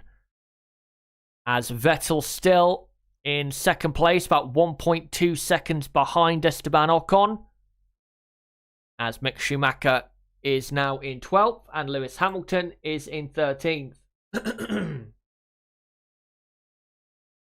And Hamilton, I mean, he's going to lose a lot of time behind Mick on this lap. And with as race control, just saying no investigation necessary for Verstappen and Schumacher at turn 1, which, I agree. And we're now on lap 16. I was just going to say, if Vettel can get within a second of Ocon, I do think Vettel might be able to really force Ocon into a mistake, as Hamilton, I think, is about to pass Mick Schumacher in a moment down the pit straight, as Kimi Räikkönen has come into the pits to serve that penalty. So, Ricciardo is up to 8th, Verstappen up to 9th, and then Hamilton now passing Mick Schumacher down the inside, and Hamilton is up past. So, Verstappen 9th, Gasly is now 10th, and then Hamilton is 11th, Schumacher 12th, and then 13th is Raikkonen, 14th is Giovinazzi. So the two Alfa Romeos are at the very back of the field that is remaining, as there's a problem with that Alfa Romeo pit stop, and that pit stop took about 20 seconds when it was only a 10-second stop for the penalty. But at the moment, it is Ocon in the Alpine on lap 16, leading from Sebastian Vettel in the Aston Martin. Nicholas Latifi is 3rd in the Williams and 1.6 seconds ahead of Yuki Tsunoda, who is 1.6 ahead of Carlos Sainz. Alonso is 4 seconds, a couple seconds behind him, as Vettel continues to close. I would like to see the gap between these leaders, Ocon and Vettel, and Verstappen and Hamilton, because it would give a good indication as to whether Hamilton and Verstappen could win the race today. But, I mean, there is still a long way to go in this race. I mean, what? 50... How many laps? Yeah, 53 laps to go. Very long way to go, as Lewis Hamilton does the new fastest lap. So, I mean, they can still get back up there, without doubt. They can still get right back up there. Here's a replay of Raikkonen, and his slow stop. His stop was 17.3 seconds. Why is the Alfa Romeo pit box curved an angle? Is it just theirs, or is everyone's like that? Their pit box is like curved at an angle. What is that? That makes no sense. Or is that the new pit stop area in Hungary? If that is an absolute atrocity to mankind. Jesus Christ. That is horrible. Anyway, fastest lap, by the way, Lewis Hamilton, a 1:23.2. As Sebastian Vettel now, towards the end of lap 17, is within a second of Ocon. So we need to be watching that in a moment because Vettel will have the DRS as Hamilton was 0.6 of a second quicker than Verstappen on that lap. We need to see Vettel and Ocon, please, Mr. Director, for the lead because Vettel is very close behind. He's only 0.4 of a second behind. Why are we not seeing it? As Hamilton is saying, I don't really know what to say, guys. I can't get close to people. Well, yeah. When you're in a car that's built to lead from the front, that tends to happen. And here we go. Up to turn 4. Vettel only 3 or 0.4 of a second right behind Esteban Ocon. Here for the lead of the Hungarian Grand Prix. They're both, by the way, about 12 seconds clear of Latifi. So they're already half a pit stop clear of everybody else. And, well, if these two were to pit now, they would come out in relation to Verstappen and Hamilton. They would come out, let me just see, 13, 14, 17. They would come out easily ahead of Verstappen and Hamilton. They would come out in between, say, at worst, in between Ricciardo and Verstappen. So they've cleared them in the pit stop window. Doesn't mean Verstappen and Hamilton can't win the race, but they have at least cleared them in their pit stop window. As Vettel, I think, struggling a bit in the dirty air towards the end of the lap, but he is still within a second as they now go on to lap 19 and to 17. Sebastian Vettel yet again has the DRS and he's closing in massively down the pit straight. Took 0.4 out of him on the pit straight alone. So if he can get, say, 6 or 7 of a second behind out that final corner, he should be able to at least try to overtake down into turn 1 or possibly turn 2 later on.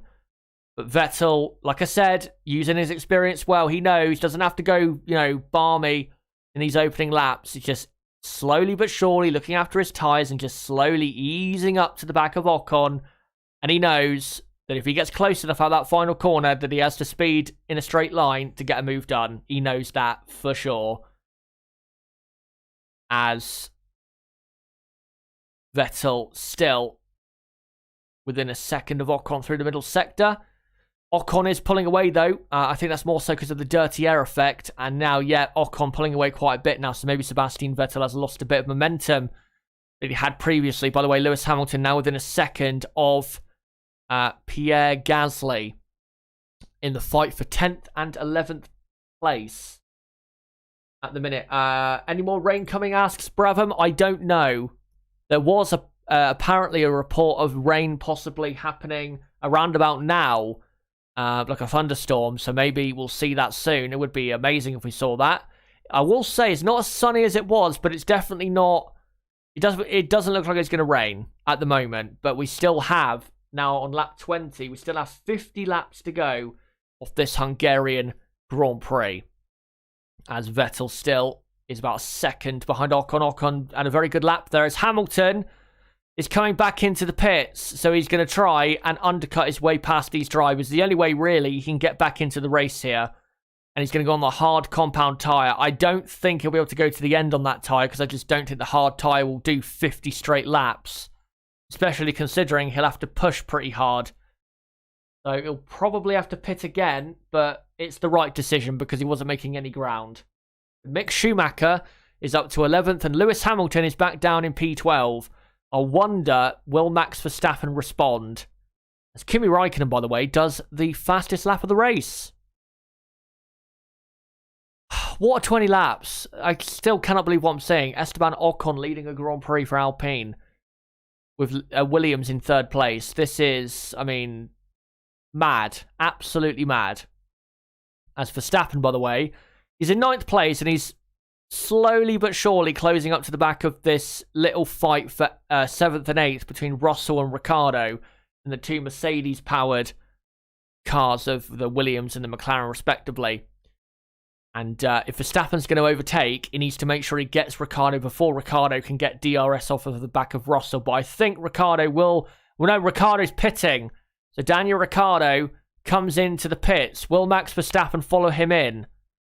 We'll have to see as we're now on lap 21 out of 70. And yep, Verstappen has joined him in the pits. So Pierre Gasly now goes up to 8th. And Ricciardo and Verstappen both get out. And Ricciardo just about gets out ahead of Max Verstappen, as they're both on the hard compound tyre. And we'll see where Lewis Hamilton is. Lewis Hamilton has got past Max Verstappen. He goes round the outside of turn 1. Will he go round the outside of Ricciardo as well?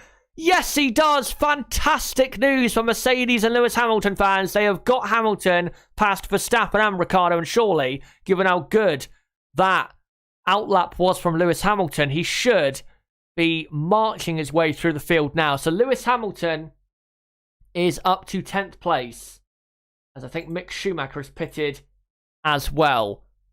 And, well, no, Mick Schumacher's actually up to 9th. That's why I couldn't see him there. So Mick Schumacher is 9th, Hamilton 10th, Ricciardo 11th, Verstappen 12th. And like I said, with Formula 1, changes around all the bloody time. And look at that. Now Hamilton is back ahead and the only one at the moment scoring a point, as we're now on lap 22 out of 70. And that was the right decision by Mercedes. It was a fantastic outlap, but he had clear air. He's got the quickest car on the track. He is probably the quickest driver around this circuit. But to be honest, it's not a massive surprise that he was able to do that. And brilliant, by the way, that he got around the outside of Ricciardo as well. Because now, at least, he has a car in between him and Max Verstappen. As now we come back from that, as Russell, I believe, in the Williams has pitted. Yes, he has. And Mick Schumacher now is up to 8th. Gasly's up to 7th. So yeah, Gasly 7th, Schumacher 8th. Hamilton will be 9th. Where will Russell come out? Has he come out in 10th place ahead of Ricciardo? I believe he has. So Russell is 10th. So there's not just one car between Hamilton and Verstappen. It's now 2 cars. Even worse for Max Verstappen. As if things couldn't go any bloody worse today. And for the last 2 weeks, really. As Sebastian Vettel still about a second behind Esteban Ocon. We're now on lap 23 out of 70. Hamilton, compared to Gasly, who's up in 7th, Hamilton was 2 seconds quicker on the previous lap. But saying that, if Gasly can get to the end without, he's going to have to pit again. But if he can get to the end and only do one more stop, say similar to Hamilton, Gasly is still in a pretty good position. As by the way, Yuki Tsunoda has pitted from 4th place. So Carlos Sainz up to 5th. Alonso's up to Carlos Sainz up to 4th. Sorry, Alonso up to 5th, and then you've got Gasly in 6th place, and Tsunoda comes out in 7th. So that's how far behind, by the way, Hamilton, Verstappen are when it comes to the lead of this race. So honestly, it's going to be very hard for them to get the win here, because they've only got 47 laps to go, and Hamilton is 43 seconds off the lead. And if Hamilton has to pit again, I just don't see how he's going to get up there unless he shows incredible speed. As Vettel about 2nd behind Esteban Ocon here. And these two don't really need to pit at all, because they've got a 17-second gap to Latifi behind. And if they pitted now, they'd come out in a massive gap between Alonso and Gasly. So they don't need to pit. They can stay out there really for as long as they can get away with it. Vettel getting very close through turn 1 there to Ocon. Now gets DRS open again down to turn 2, but he is not close enough as Nicholas Latifi pits from 3rd place. If he doesn't finish on the podium, then even if he doesn't, what a drive to be lapping as quickly as he was in 3rd place. That is a stunning job by him. And honestly, I hope he finishes in the points with his teammate as well. Lap 24 out of 70. And Sainz now up to 3rd. Alonso 4th. Gasly 5th. Tsunoda has jumped Latifi. So Latifi is now down to 7th. But at the minute, Latifi and Russell, as Hamilton, by the way, passes Mick Schumacher for 8th. At the minute, Williams are heading for 7 points. And Alfa Romeo are heading for 0. So at the minute, Williams are heading into 8th place in the Constructors. That would be a massive, massive moment for them if that was to happen. But yeah, we're on lap 24 out of 70. And we are just waiting, I think, to see whether these leaders will pit. And no, they're not going to at the moment. And like I said, they don't really need to at the moment. Let me just adjust that picture. There you go. And yeah, still Ocon leading from Sebastian Vettel second. By the way, to people in the chat saying please stop swearing, my streams are always set to not safe for kids watching. Not because it's literally not safe, but I'm a grown adult and, you know, this is not a kids channel. So if you don't like it, then I don't really care. So, yeah, Ocon is leading by about a second from Sebastian Vettel. And we're now on lap 25 out of 70. And we've got, 45 to go here. As Hamilton does another new fastest lap as he's now starting to close up to Nicholas Latifi. By the way, Carlos Sainz is very quickly closing down the leaders now. Now he's in third place. He's been released into clean airs. Verstappen locking his inside front in 12th place, struggling in the dirty air of Ricciardo and Russell ahead.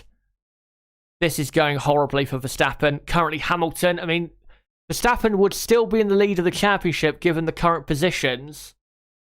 But, you know, Verstappen, considering Hamilton is in 8th place, you would have been hoping Verstappen would have been at least ahead of him somehow, some way. As Verstappen, this is showing a replay of him locking up the inside front there. And yeah, like I said, he is having a torrid time. He's in that type of mood where he's probably thinking, why bother with this race? Everything has gone wrong for me. But he has to remember there are 44 laps to go. And that it's not over yet. There's plenty still to go in this race. He could easily still finish ahead of Lewis Hamilton if something happens to Lewis Hamilton. So he can't give up yet. As Ocon, by the way, in lap 26 leads by 1.4 seconds. Carlos Sainz has cut the gap down to the lead from 17 seconds to 14.5. And you know what? I'm starting to fancy Carlos Sainz here for victory because we've got a long way to go in this race. And he's catching the leaders by at least a second a lap. And the Ferrari is quicker around this circuit than the Alpine and the Aston Martin. It is, clearly. And we have to remember that. So, yeah, Carlos Sainz is looking very good here. Very, very good. As we now head on to lap 27. And Verstappen still hunting down Ricciardo. Well, he's not really hunting him down. He's just really staring at his rear wing. Admiring the husky chocolate sign. As Ricciardo is admiring the Sofina sign on the back of the Williams rear wing. As Hamilton now is right up behind Nicholas Latifi. He's pulled away massively from Verstappen in that group. And surely Lewis Hamilton will be passing Latifi here for 7th place. I mean, Latifi doesn't really need to fight this because Latifi just needs to make sure he tries to get a point here. As Latifi, yeah, we'll let him go down the inside. And Lewis Hamilton is up to 7th place. And he's only 2.5 seconds behind the next car of Yuki Tsunoda. So, let's see what Hamilton can do. Really, I mean, he'll get past Tsunoda.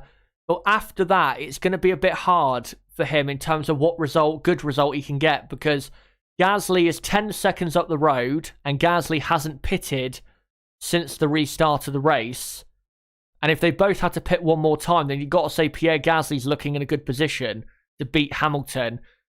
But really, again, I mean, Hamilton is gaining a lot of time on the leaders, but we've got, 42 laps to go, and he's 38 seconds behind. I just don't see how Lewis Hamilton can overtake all of those cars and win this race. I'm not saying it's impossible. It is possible. And, you know, if he does do it, then it's got to be one of the best drivers of his entire career, maybe even the best, to go from literally the back of the grid to the front. As, by the way, at the moment, given that Verstappen is down in P12 and Hamilton is 7th, Verstappen at the moment would take a lead into the summer break of just 1 point in the World Championship. As Hamilton now closing in on Yuki Tsunoda, who is he is gaining Tsunoda on his teammate Gasly, who's ahead of him, but not massively. And I think he'll have to be looking in his mirrors more in a moment than what's ahead. As Esteban Ocon, by the way, is leading and is pulling away from Sebastian Vettel. He's 1.8 seconds clear of Vettel in the lead. Carlos Sainz is not really catching them anymore. He's now just stabilising at about 14 seconds behind. Fernando Alonso, about 17.5 seconds behind. I've got to say, Alonso, I think, has been very disappointing in this race because he's been really great compared to Ocon in the last few races. And here, you can see he's lost 17.5 seconds in 30 laps. That's a lot of time to be losing. And he's not really been held up by anyone. So Alonso just legitimately doesn't have the pace. So, yeah, that's very disappointing from Alonso there. But at least for Alpine, they're in a great position right now. And right now, if Alonso was to pit, he would probably come out right behind Tsunoda and Hamilton. And he would jump Nicholas Latifi. So Alonso would at least gain something from what he had. Alonso is still heading for a good result, but maybe not as good given the circumstances of the race as it probably could have been. Hamilton now gets DRS on Tsunoda and closes up in the braking zone of turn 1, but he's nowhere near close enough to go for a move. He has to remember, Hamilton, this is not going to be as easy an overtake because Tsunoda pitted a few laps after him. So Tsunoda does have fresher tyres and the AlphaTauri car is a lot quicker than a Williams or a Haas. So this might be pretty tough for Hamilton to just blast through in one lap. He will get through eventually, but I don't think it'll be straight away. As Max Verstappen, by the way, he's almost a pit stop behind Lewis Hamilton after that amount of time. So, yeah, Verstappen, his race, in terms of beating Lewis Hamilton, his race is, unless something happens to Hamilton, his race is basically over. Kimi Räikkönen even is catching him for, 13th place, or in 13th place for 12th place. So, yeah, Verstappen heading for a very poor result here. As Russell is in 10th place, just coming up to the back of Mick Schumacher. Schumacher, by the way, hasn't pitted yet, so we'll see what he does. And Hamilton, now we're on lap 30 out of 70. Hamilton closes up Tsunoda out the final corner, but I don't think he's close enough. No, he's not, to go for a move down into turn 1. You can gain a lot in the braking zone of turn 1, but you can't gain that much time as Hamilton locks up the inside front and goes a bit wide. As Hamilton now finding any type of racing line he can to put him in a position to get a run on Tsunoda and get an overtake done, but that's not going to happen. And really a big reason why Max Verstappen can't pass Ricciardo is the McLaren is quick, very quick in a straight line also, but also Ricciardo has DRS on Russell. So he's stuck basically, Verstappen, in a DRS train. And like I said, he's about a pit stop now behind Lewis Hamilton. So his race is effectively over. As Hamilton still sticking with Tsunoda through the middle sector. As Ocon, by the way, has pulled the gap to 2 seconds from him to Sebastian Vettel. So Ocon doing well. I'm very pleased with what he's done so far. He's done very, very well. Just kept it cool and calm. Focused on just, lengthening the stint, really. That's what he's been focusing on. What he should be focusing on. He's doing it very well. As Pierre Gasly comes into the pits from 5th place. Now, Gasly will come out behind Hamilton. That's not a question there.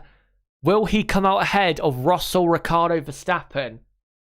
That's what we need to watch out for. So Tsunoda up to 5th, Hamilton 6th, Latifi is 7th, and Gasly comes out ahead of Mick Schumacher. So yeah, he has. He's jumped Russell, Ricciardo, and Verstappen. So Gasly has jumped that pack, and now Gasly on fresh tyres is going to be very quick, and he might very quickly get up to this fight for 5th and 6th between Tsunoda and Hamilton. The longer Tsunoda holds up. the 7-time world champion. But yeah, Latifi back up to 7th, and Gasly has come out comfortably in 8th place. He's 6.5 seconds clear of Mick Schumacher. A great overcut there, as Carlos Sainz, by the way, is starting to gain again on the leaders. He's now cut the gap down to about 12.5 seconds from 14. So he is slowly but surely getting there. Needs a bit more pace, though, if he wants to win this race. Does Carlos Sainz. We're now on lap 32 at 70. And Vettel 2.2 seconds behind Esteban Ocon.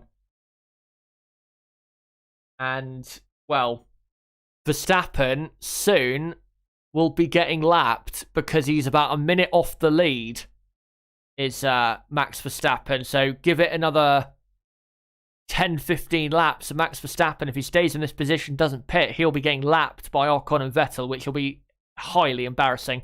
As Hamilton at turn 2 now, trying an outside line, but that's not going to work. But now he gets a great run on Tsunoda now going up to turn 4. Tsunoda's going to defend to the inside, and up to turn 4 they go. And Hamilton round the outside. Brilliant move. That is absolutely brilliant. Shows exactly why he is a 7-time world champion, as he's now up into 5th place. Great job by Lewis Hamilton. Now he's got, well, a pit stop to make up to Fernando Alonso. He's 21.5 seconds behind. So really, unless he shows amazing speed, I think Lewis Hamilton, the best he can do is 5th, realistically. But it is Lewis Hamilton, so you never know, could still win the race. As Carlos Sainz, by the way, has pitted. Hamilton, I do believe, kept it reasonably within the track limits. So I don't think that'll be a question of track limit violation. He made sure to keep it nicely in bounds. As yeah, Carlos Sainz has pitted, and Carlos Sainz has come out in 4th place. There's a nice gap between Alonso and Hamilton. So now Sainz can put in some good laps and maybe get a bit closer to those front two.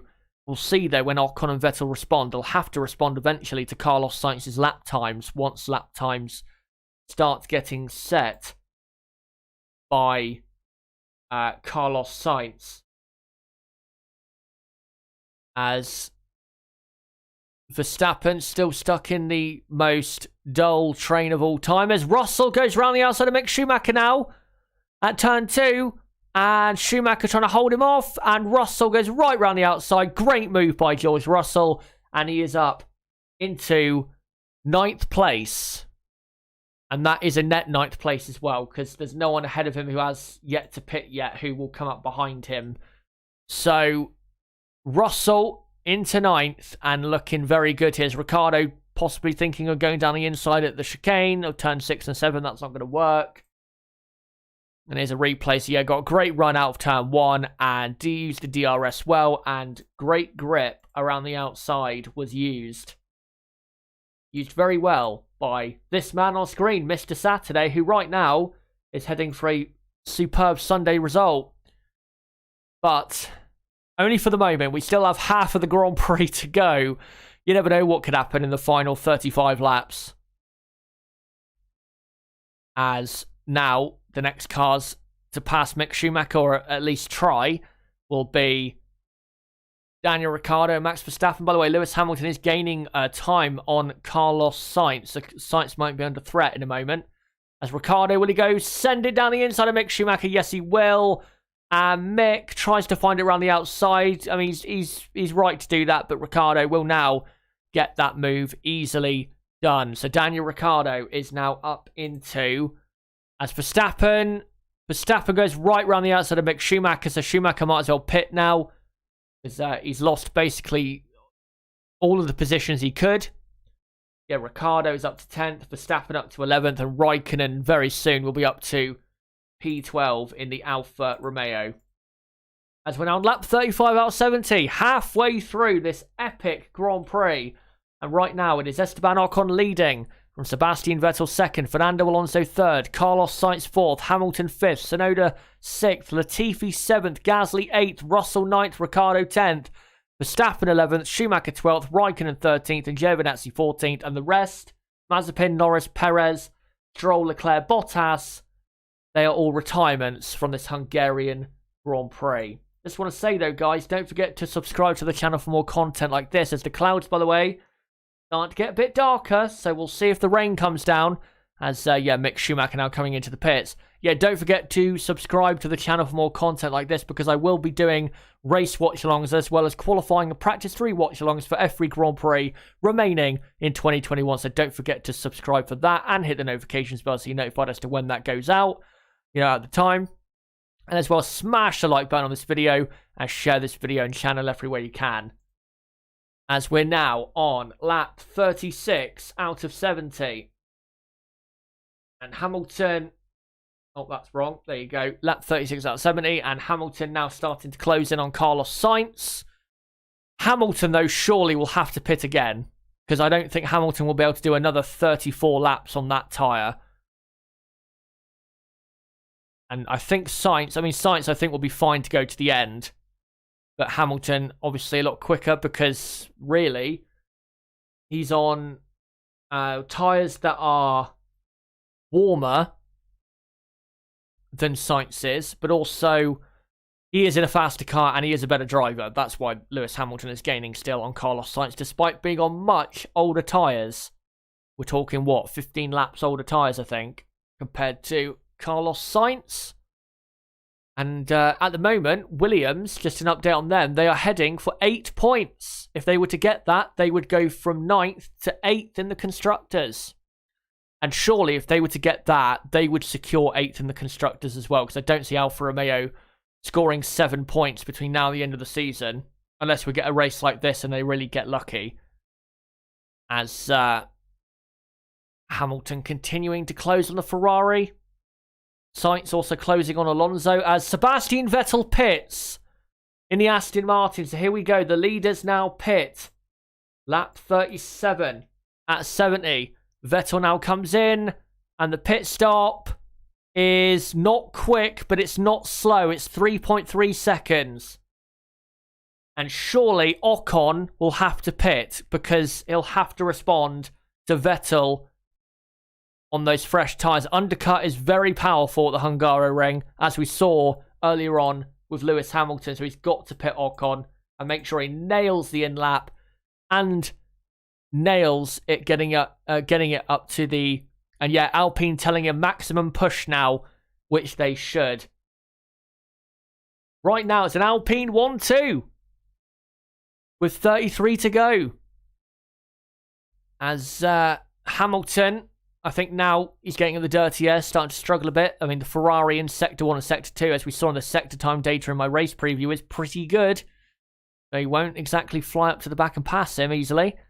As, by the way, Pierre Gasly, I think, will very soon be passing Latifi for 7th, which is not exactly a surprise, because Gasly is quicker and in a quicker car, as Ocon now comes into the pits from the lead. Is Esteban Ocon about to win his first Grand Prix in Formula 1? I think we are about to find out, as he comes in for his pit stop, goes onto the hards. And there you go, release from his pit stop, 2.3 seconds.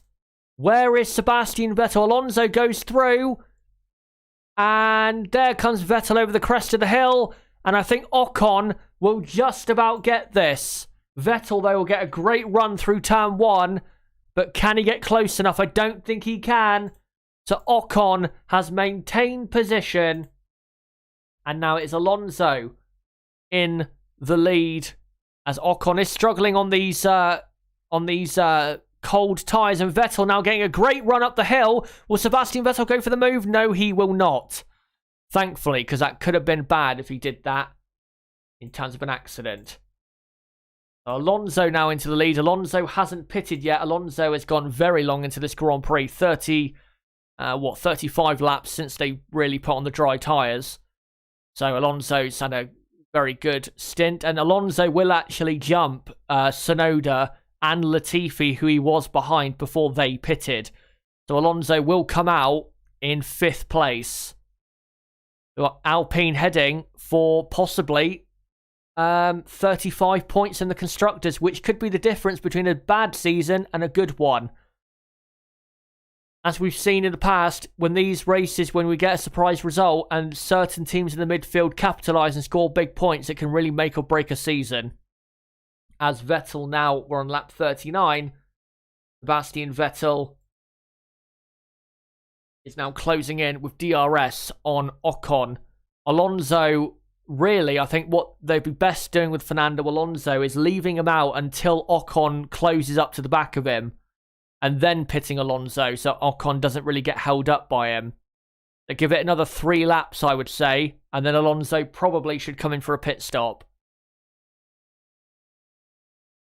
And Alonso, like I said, he's still heading for a good result in 5th place. And if Hamilton does pit again, then it'll be then Hamilton versus Alonso for 4th place, probably. Which would be a great fight. And yeah, Alonso is coming in. According to AWS, his rear tyres are gone. But his front right is in great condition, apparently. Don't know how they know that. But, I mean, well, that's why everyone says it's useless, those graphics. But there you go. As Ocon, by the way, has pulled over a second gap to Vettel. So Vettel does not have the DRS. And Ocon is heading for a place where none of us thought possible. But there is still 30 laps to go, and you never know what could happen. If the safety car comes out, it could really bring Hamilton and Verstappen back into play then. As Alonso comes in on lap 40 out of 70, pit stop was absolutely fantastic. 2.5 seconds, and Alonso will come out in 5th place behind Sainz and Hamilton. Hamilton, now, his progress is stalled. He can't get any further up the field. So, yeah, I think Hamilton, like I said, the best he can do, well, it's not really going to be a podium, is it? Because I think Hamilton will probably have to pit again at some point. Ocon is 1st, Vettel 2nd, and Sainz is 3rd, Hamilton 4th, and Alonso is in 5th place with 30 laps of the Hungarian Grand Prix to go. And Hamilton pitted, what was it, 20 laps ago. So, I mean, he could get to the end. It's just he's risking a puncture if he does that. And is it worth that risk when he's gaining points on Verstappen anyway? That's what they've got to think. As Gasly, here's a replay of Gasly passing Latifi down the inside at turn 1. Latifi let him go, which, you know, there's no problem with that because he's trying to desperately get to the end and finish in the points. As now Williams are 8th and 9th. So I don't think Latifi will be under pressure from Russell for that position, because I think Williams will just trying to make sure they get to the end like they are, with 6 points, which would still take them into 8th in the Constructors' Championship. As we're now on lap 41 out of 70. And Sebastian Vettel about 2nd behind Ocon. And really, I think Sebastian Vettel, his chance, unless Ocon suffers really bad tyre degradation on this set or makes a mistake, I think Vettel's chance is gone. Because really, you would have thought around the pit stop phase, he would have used his experience well and somehow found a way past, but he hasn't been able to do that. And now Ocon, he's had enough experience of just running out front, and now, you know, he should be able to just get back in that mindset. As Max Verstappen comes back in, he's putting on the medium compound tyres. He's now going to try and go for it and try somehow to get his way back into the points. And he should come out ahead of Mick Schumacher in 12th place. So I just forgot to update that Schumacher was down to 13th, but there you go. So Raikkonen is now 11th. Verstappen is down to 12th. And we'll see if Verstappen can make up the time and get ahead and get himself into the points. As Vettel now within DRS range of Ocon. Gains a lot in the break instead of turn 1, but locks the inside front and runs very wide. He will get DRS still, though, as Alonso does the fastest lap of the race. So there you go. Alonso is only 9 seconds off a podium right now. A double podium for Alpine would be pretty special. There you go. Lap 42 out of 70. And, you know, given my views of Esteban Ocon in the past and given everyone's views, if Ocon can win this race, it will make his career. His career will take off after this. The confidence will be unbelievable. And also, he'll get opportunities later in his career that he wouldn't have got if he doesn't win this race. So this is a make or break opportunity. If he wins this race, like I said, his career will really kick on after this. For Sebastian Vettel, he's just looking to win or add another victory to his very magnificent total. And Ocon looking to be the second Frenchman in the last 2 years to win a Grand Prix. As I thought Hamilton was pitting then, but I remembered he was going very, very quickly in the entry there, so definitely wasn't pitting. Hamilton saying, and sorry for the people who don't want me to swear, but Hamilton says, rears are shit. So Hamilton, like I said, he pitted on lap 20. He's been in the dirty air of a lot of cars. So he is now starting to struggle. By the way, Carlos Sainz is gaining quite a bit of time on the two ahead of him. He's only 4.8 behind. Or about 5 seconds behind Sebastian Vettel. So Carlos Sainz will start to get himself into that fight very soon. But Hamilton, as I said, to go from lap 20 to lap 70 around this circuit on that tyre to the end, that is a very hard ask of him.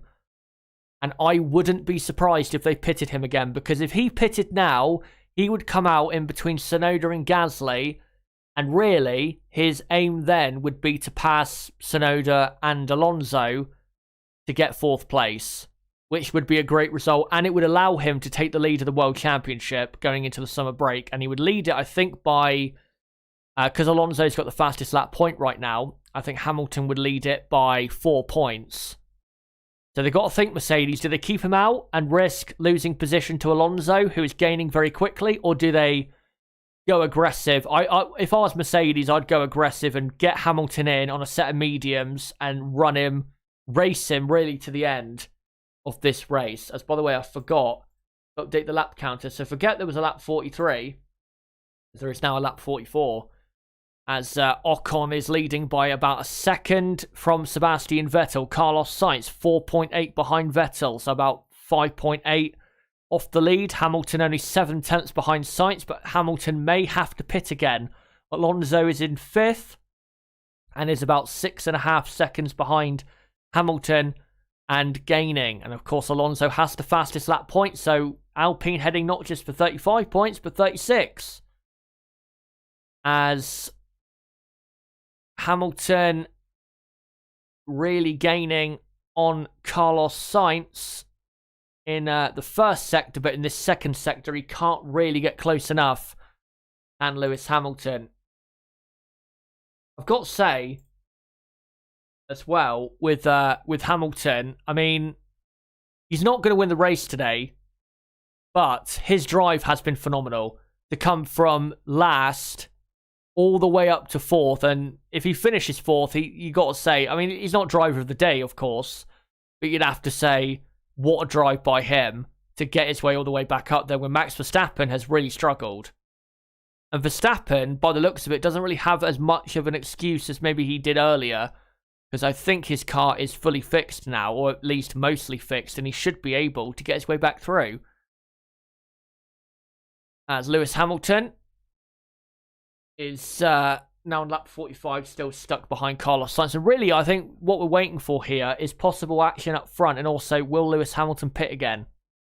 And also, we need to keep an eye out for Max Verstappen, who is in 12th place and is now 10 seconds behind Raikkonen. He's caught Raikkonen very quickly, but still hasn't fully caught him yet.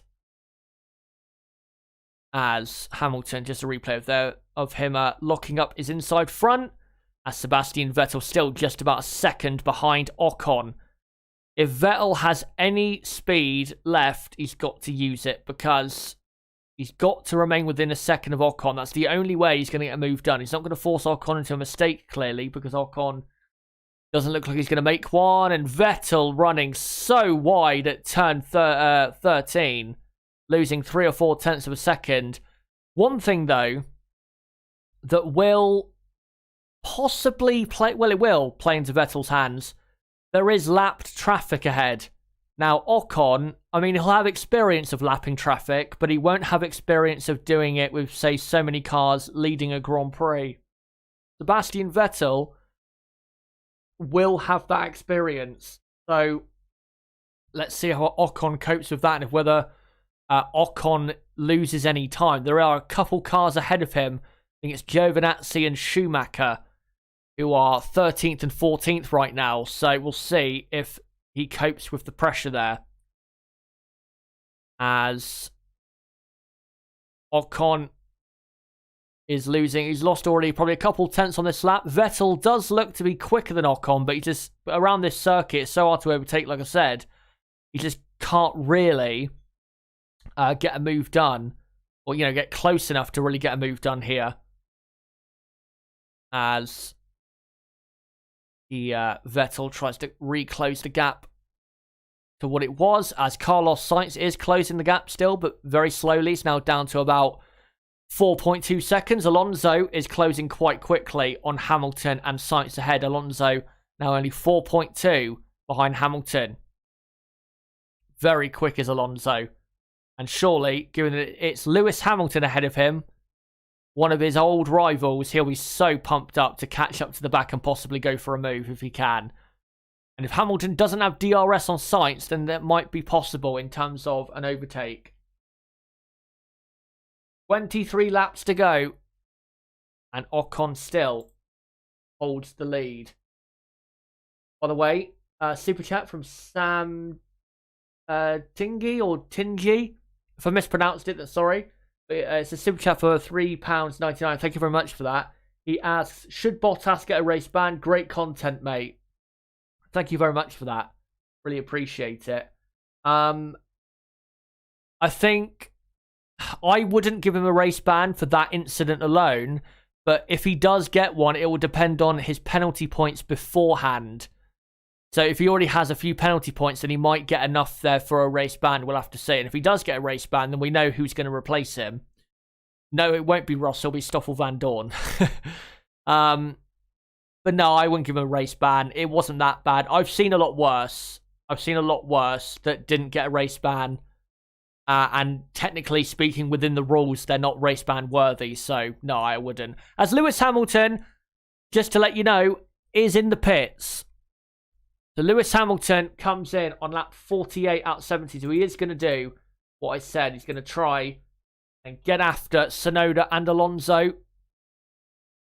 And I think he might have built a gap to Tsunoda behind. We'll have to see. Can he come out in 5th place? As he comes down the pit lane now. 2.3 seconds stop. Where is Tsunoda? Tsunoda is in the background. There you go. So Lewis Hamilton has jumped Tsunoda. And Lewis Hamilton is up to 5th. So Alonso is 4th. Alonso only about 3.5 seconds, I think, behind Carlos Sainz and catching pretty quickly in the Alpine. Alpine have been very quick today.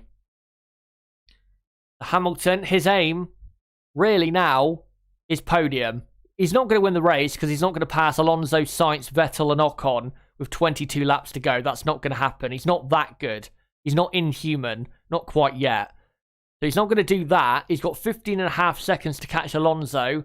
Alonso, though, might have caught Sainz by then and already have DRS on him. So it's going to be hard.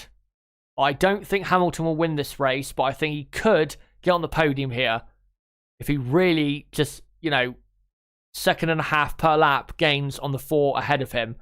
As Ocon trying to lap a car here, and Sebastian Vettel dives down the inside. Esteban Ocon for the lead. And Ocon cuts it off. And Vettel tried there to use the traffic of, I think, Giovinazzi to try and get ahead there.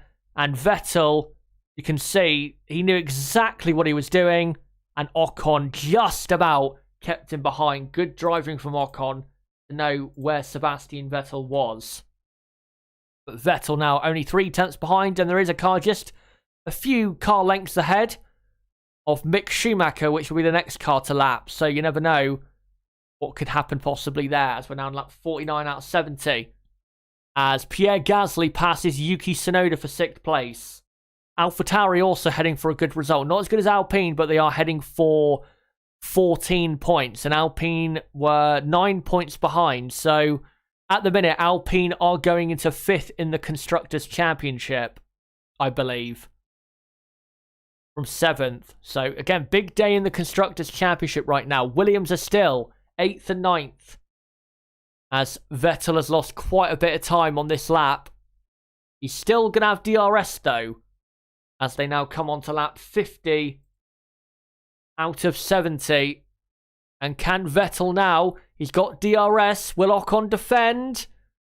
Vettel, the inside, he looks so tantalizing from his camera angle, but there's so much track there to be gained for him to actually get the move done. With only 20 laps to go now. If he was just a 10th or 2 closer out of that final corner, I reckon he would get the move done there. As, let me just update that Gasly is indeed up to 6th. AlphaTauri, heading for 14 points, but still being outscored by their 2 main rivals, Aston Martin and Alpine Racing, as Hamilton is now 11 seconds behind Fernando Alonso. He is catching very quickly. According to AWS, he'll be in striking distance in 3 laps. I'm not sure about that. He's not catching that quickly. Jesus Christ. Alonso, by the time Hamilton catches, Alonso will have DRS on Sainz. So Hamilton will have to be in a bit of a DRS train for a bit before he can maybe get a move done. As Max Verstappen, by the way, is right behind Kimi Raikkonen. Forget that. He is now ahead of Kimi Raikkonen. As Hamilton, by the way, was 3.7 seconds quicker than Esteban Ocon on that lap. 3.7 seconds. If he catches Ocon like that, then maybe he can win the race. If he was to win, then I've got to say, thoroughly deserved. Because, to come from last to first like that, that would be an amazing job. But I don't believe that will happen.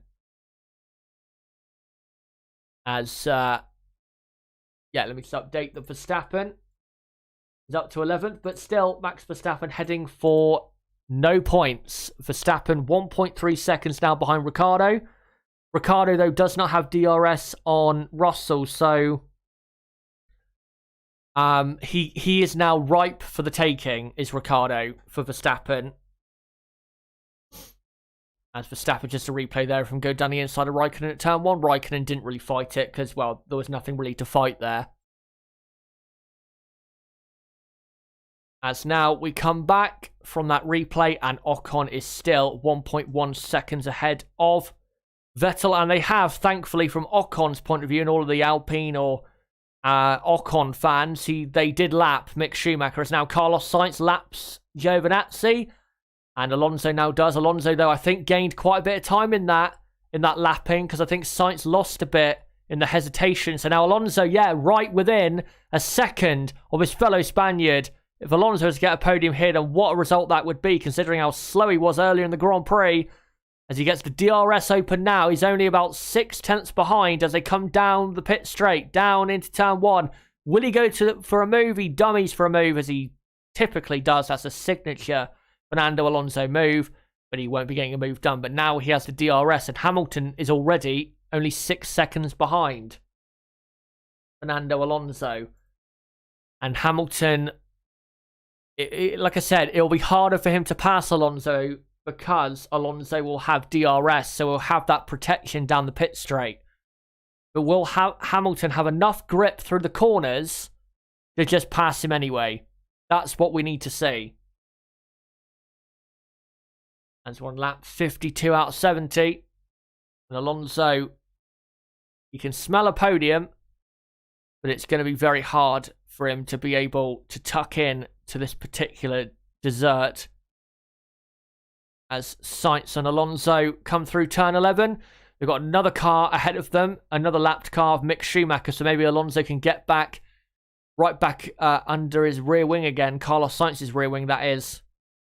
If this lapped traffic plays a role, they won't get DRS on him as Sainz loses the rear end a bit on the exit of the penultimate corner. And Alonso has gained about a tenth or 2 because of that. So Alonso will still have the DRS as Ocon on lap 53 leads by 1 second to Sebastian Vettel. As Alonso still DRS through the straight in between turns 1 and 2. As Verstappen now only 4 tenths of a second behind Daniel Ricciardo through the middle sector. So Ricciardo, I think, will struggle to keep him at bay, but he's got to try. He's got to try it. He's got to try his best to keep him at bay because McLaren need at least 1 point from this Grand Prix when Ferrari are scoring 15 with Carlos Sainz. They need it desperately for the Constructors' Championship.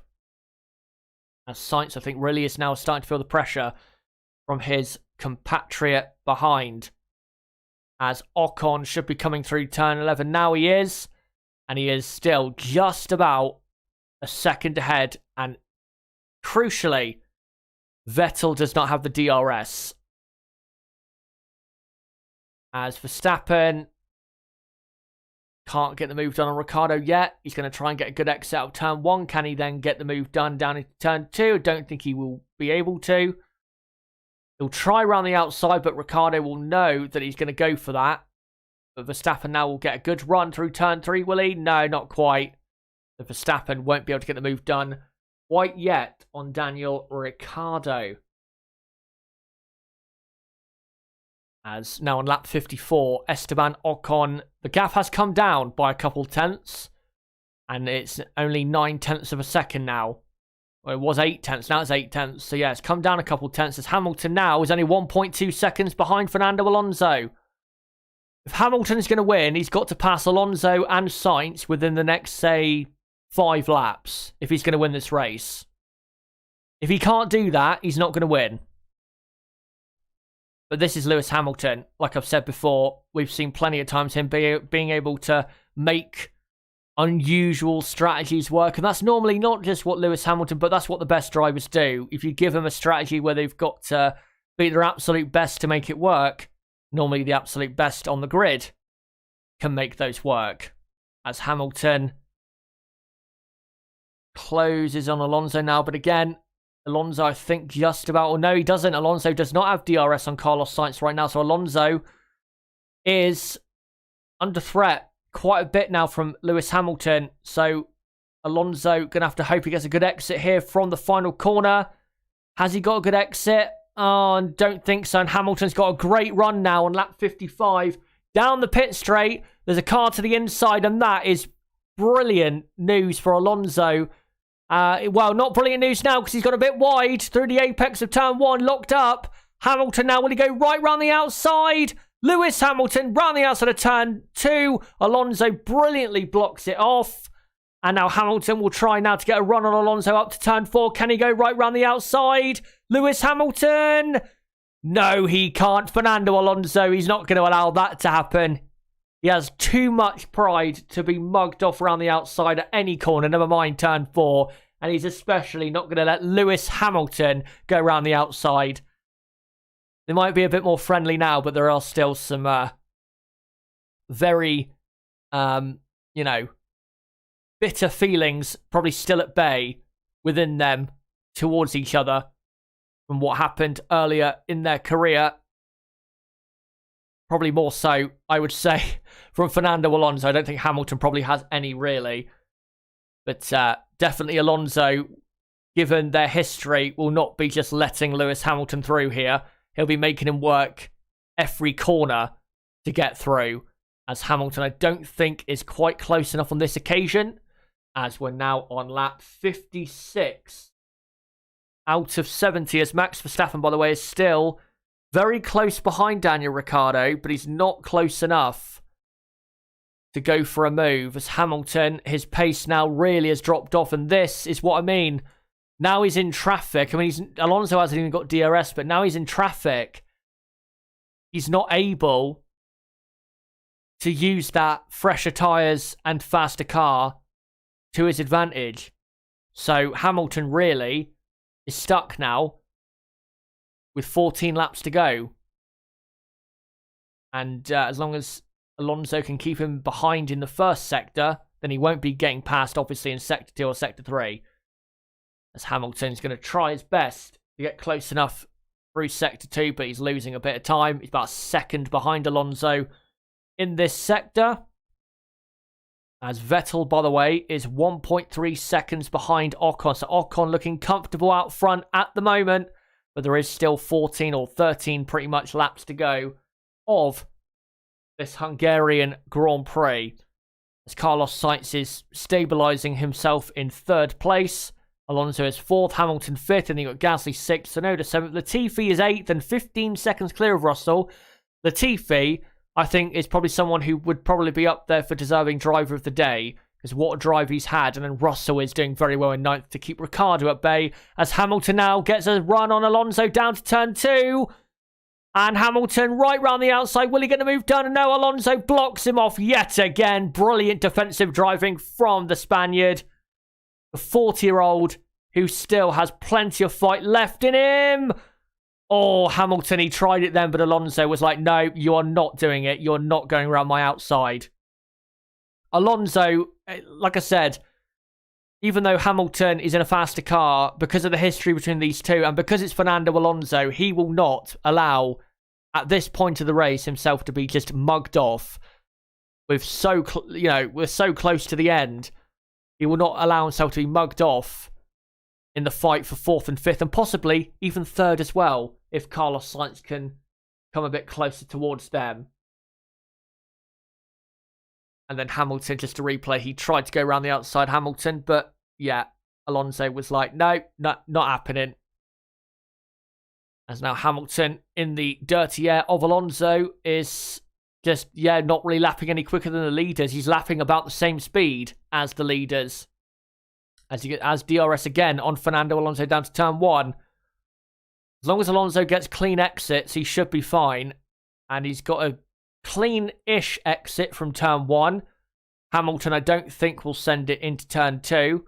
But isn't it great to see these two racing again, Alonso and Hamilton? And hopefully if the regulations next year do, throw the grid in a bit of a jumbled up order, hopefully we can see this plenty more times, because these two, when these two go wheel to wheel, it is so intense.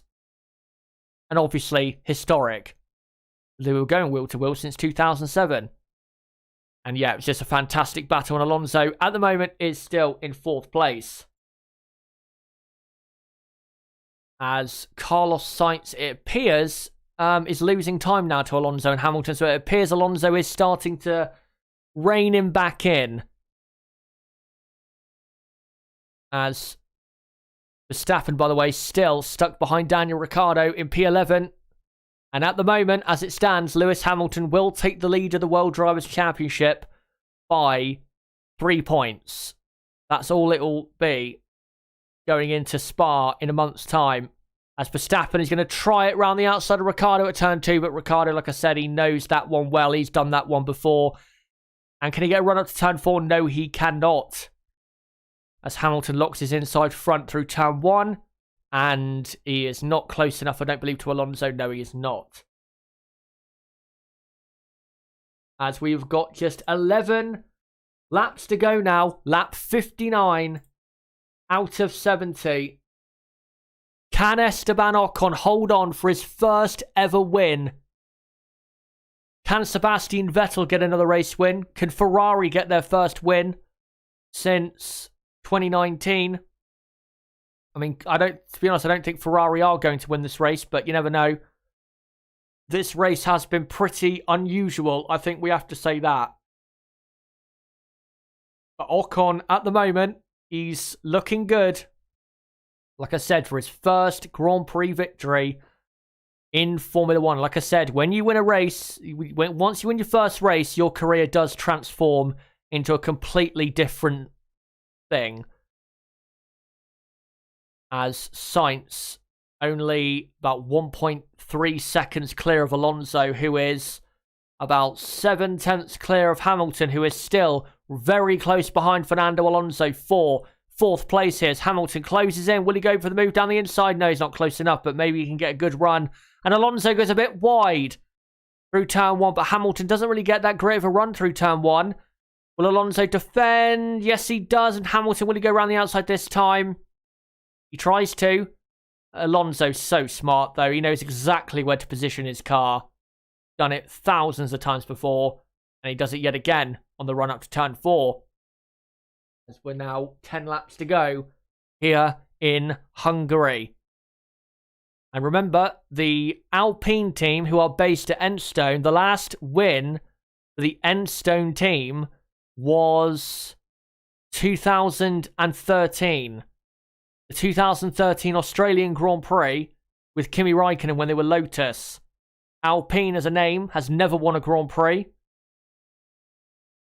It is a bit of a shame they weren't Renault, the Renault Works team still, because then, that'd be a bit more of a famous, reclaiming back to the top step. But it would be their first win for 8 years as Enstone, as the Enstone team, as we're now on lap 61 out of 70. Ocon still leading by a second as Verstappen is just going around the outside of Ricciardo now at turn 2. And I think Verstappen, yes, he has got the move done. So Max Verstappen is up to 10th. Verstappen will score a point for Red Bull. So at the moment, as Esteban Ocon currently is winning the Driver of the Day vote, which I have to agree with, as Hamilton might get a run on Alonso up to turn 4. We're not going to see it though. And yeah, just here replay of Verstappen doing a switchback through the middle of turn 1 and getting a great run on Ricciardo out of the corner and going right around the outside as we saw.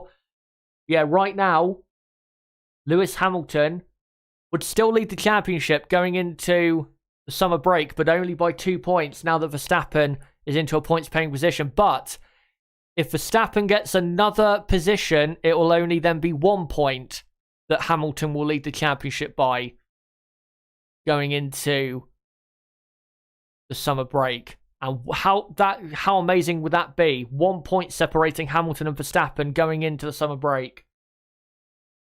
As now we go on to lap 62 out of 70. And Alpine at the moment are heading for 37 points. They're currently on 40 points, so they'll be up to 77. Might actually put them a bit more in play with Ferrari and McLaren in the Constructors' Championship.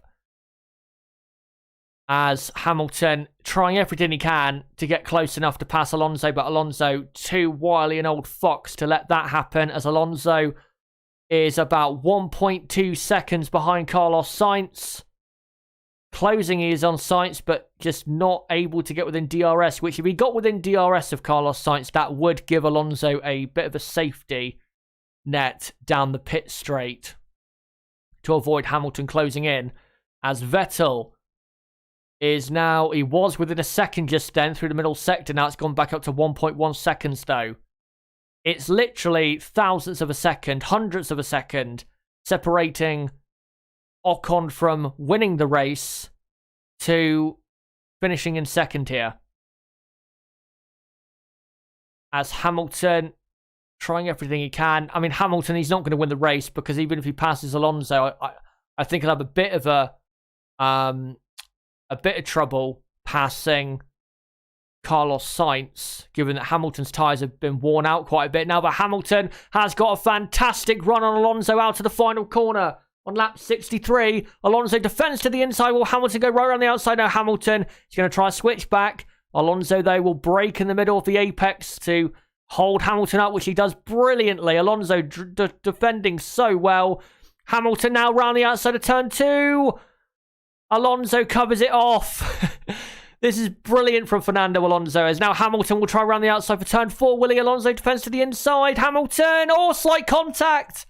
Slight contact. The racing between these two is absolutely incredible. This has got to be the best racing I've seen all season between these two absolute legends of the sport. Great for a full crowd at the Hungaroring to witness this brilliant piece of racing between two drivers who have 9 world championships between them respectively.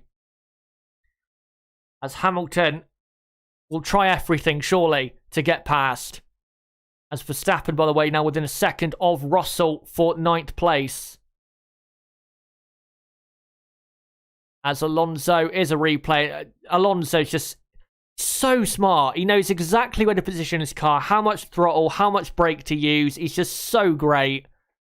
If you wanted further proof that Fernando Alonso, still at 40 years old, is one of the best drivers in the world still, you've just had it right there, because he's holding off Hamilton so brilliantly. And Hamilton, I mean, the only other driver on the grid that can give him the hardest race of this is Max Verstappen.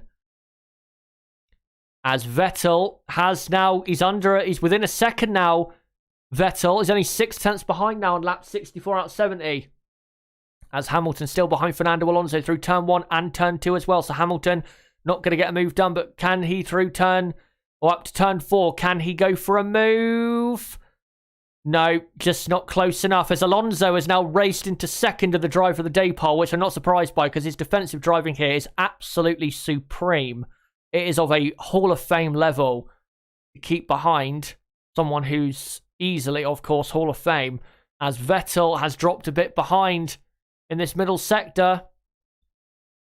He's so close. He's half of a tenth off of getting DRS.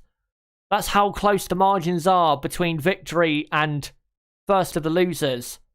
Hamilton saying at that speed, it's so dangerous, man. You should stop complaining. It's called racing.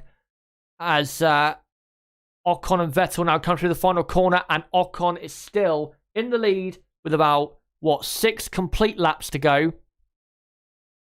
And Vettel does not have DRS this time, which is very good news for him, as Alonso will have to defend down into turn 1. Oh, he locks up. Is that going to be it for Fernando Alonso? I think it might be. Alonso will get back in the slipstream. Can Alonso get back ahead? Alonso will try and go right around the outside, but I fear that Lewis Hamilton is not going to allow him through. And Lewis Hamilton is up to 4th place. I've got to say, though, massive credit to Fernando Alonso. His defensive driving for those few laps was some of the best defensive driving you will see in racing, period. His lockup wasn't. It really wasn't. But his defensive driving was absolutely superb. Again, showing that still at 40 years old, he is still one of the best racing drivers in the world without a debate needed. And now Hamilton, can he get the podium? He's gained now a couple points, so he's extending his championship lead at the moment.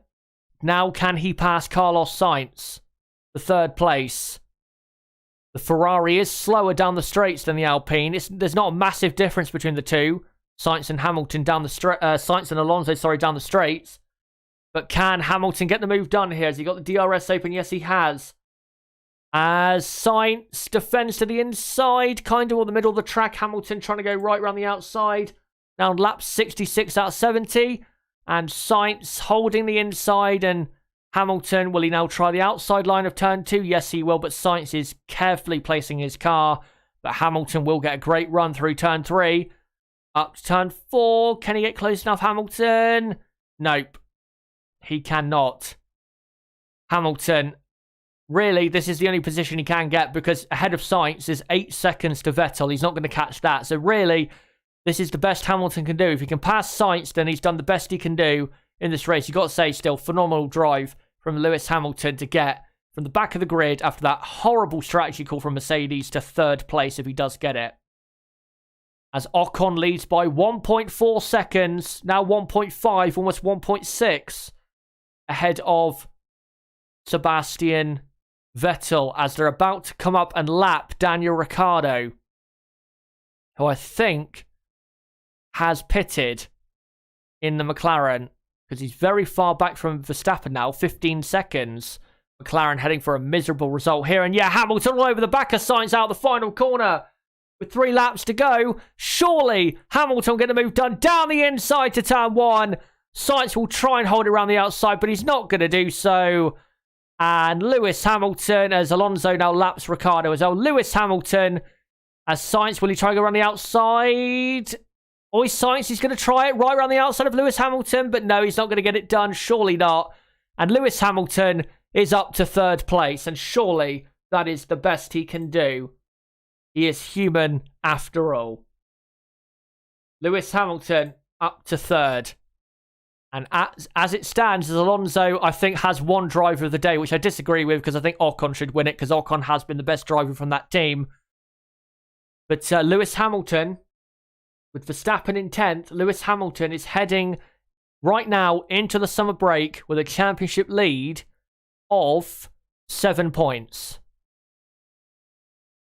Which is would be a great position for him to be in going into the summer break. Is now Fernando Alonso all over the back of Carlos Sainz for 4th place. Sainz, it seems, has lost any momentum or confidence he really had earlier on.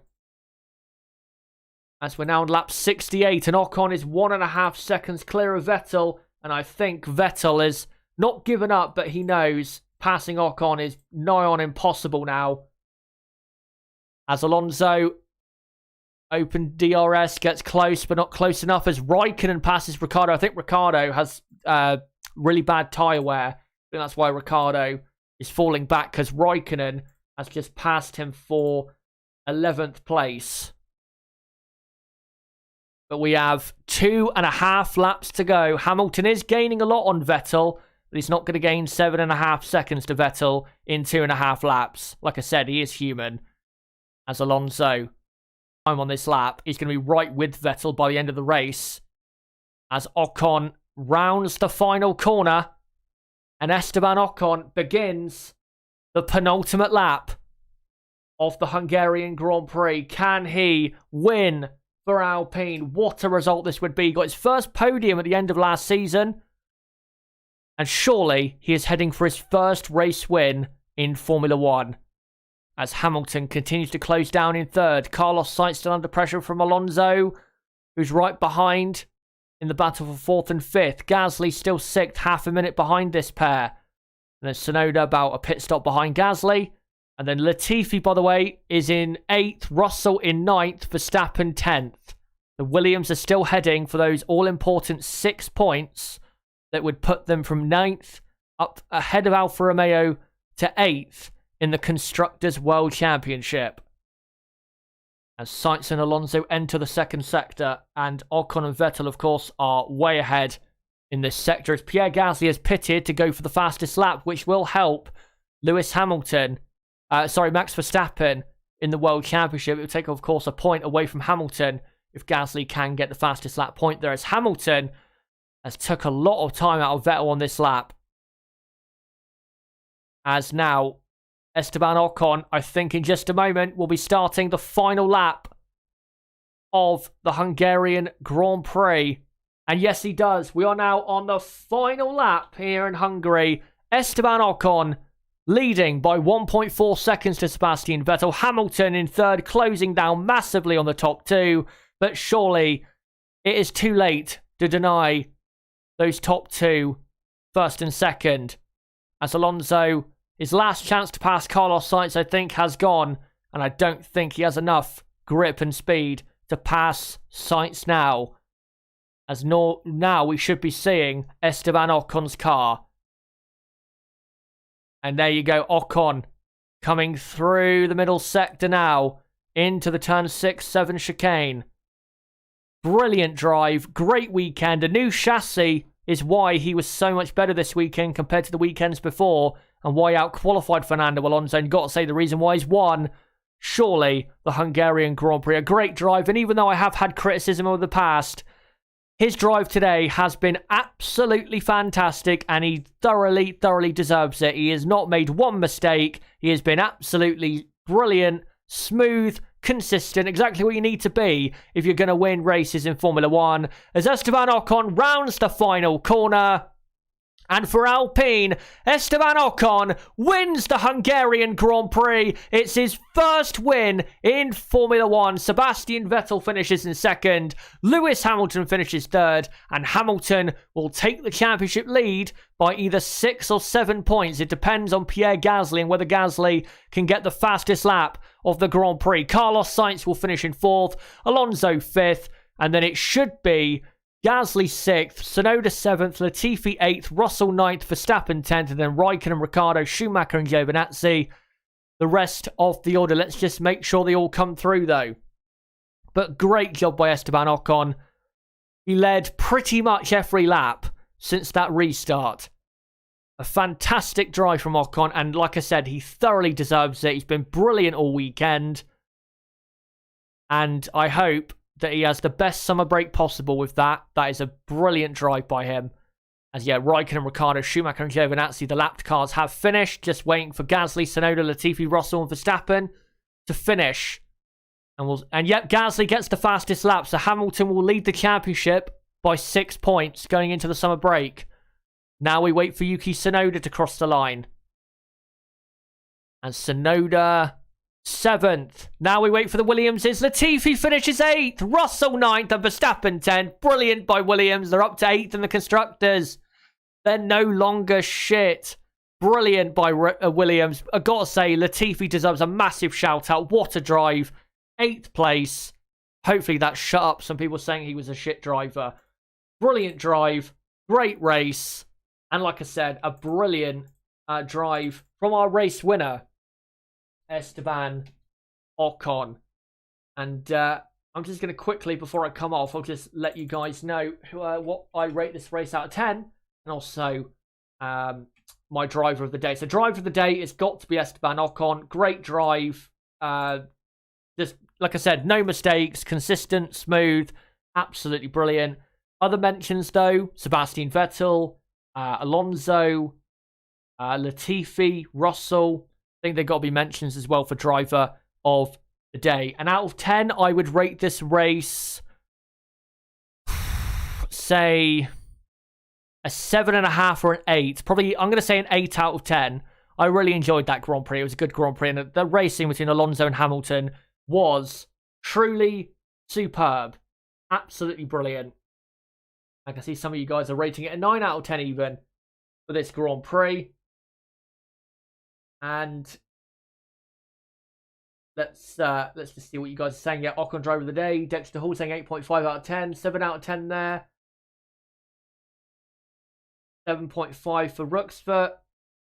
And yeah, this was just a great race. As Sebastian Vettel, by the way, has stopped out on track on the on the lap back to the pits, and so has Russell. So obviously they've ran out of fuel. They were pushing that hard towards the end, but Russell has finally done it. Scored points for Williams on a Sunday, and finally he can go into the summer break knowing that the pressure of getting that is over, even though he's been beaten by Latifi and he's behind him in the championship. Oh dear, is he ever going to beat his teammate in a season? Latifi beat him in the championship last year because Latifi finished 11th, and obviously Kubica beat him in 2019. Oh dear. We'll see if he can get that position off of Latifi. Yeah, 8 out of 10, 9 out of 10, 69 out of 10, 8 out of 10. Yeah, I'd say now 8 out of 10 is what I would give this Grand Prix. But guys, thank you very much for coming on to this race watch along. It's a shame Niv couldn't be here because I know he would have been watching this and he would have loved it, but it's a shame he couldn't be here so we couldn't hear his excitement because I know he would have absolutely loved this Grand Prix. And yeah, hopefully he will be back for the Belgian Grand Prix in a month's time. So hopefully he will be back. But guys, thank you so much for this weekend. Don't forget I will be live later tonight at 7 p.m. UK time for the race review. And we'll of course go through everything that happened in that Grand Prix and cover why the drivers finished in what position and what caused them to finish where they did. So don't forget to come along to that at 7 p.m. UK time, which is in just under 3 hours from now. And yeah, don't forget as well to subscribe to the channel for more content like this and hit the notifications bell because I do race qualifying and practice 3 watch-alongs for every Grand Prix, and I will be doing for the every Grand Prix for the rest of the season. So don't forget to subscribe and hit the notifications bell for that content. As well, smash a like button and share this video and channel everywhere you can.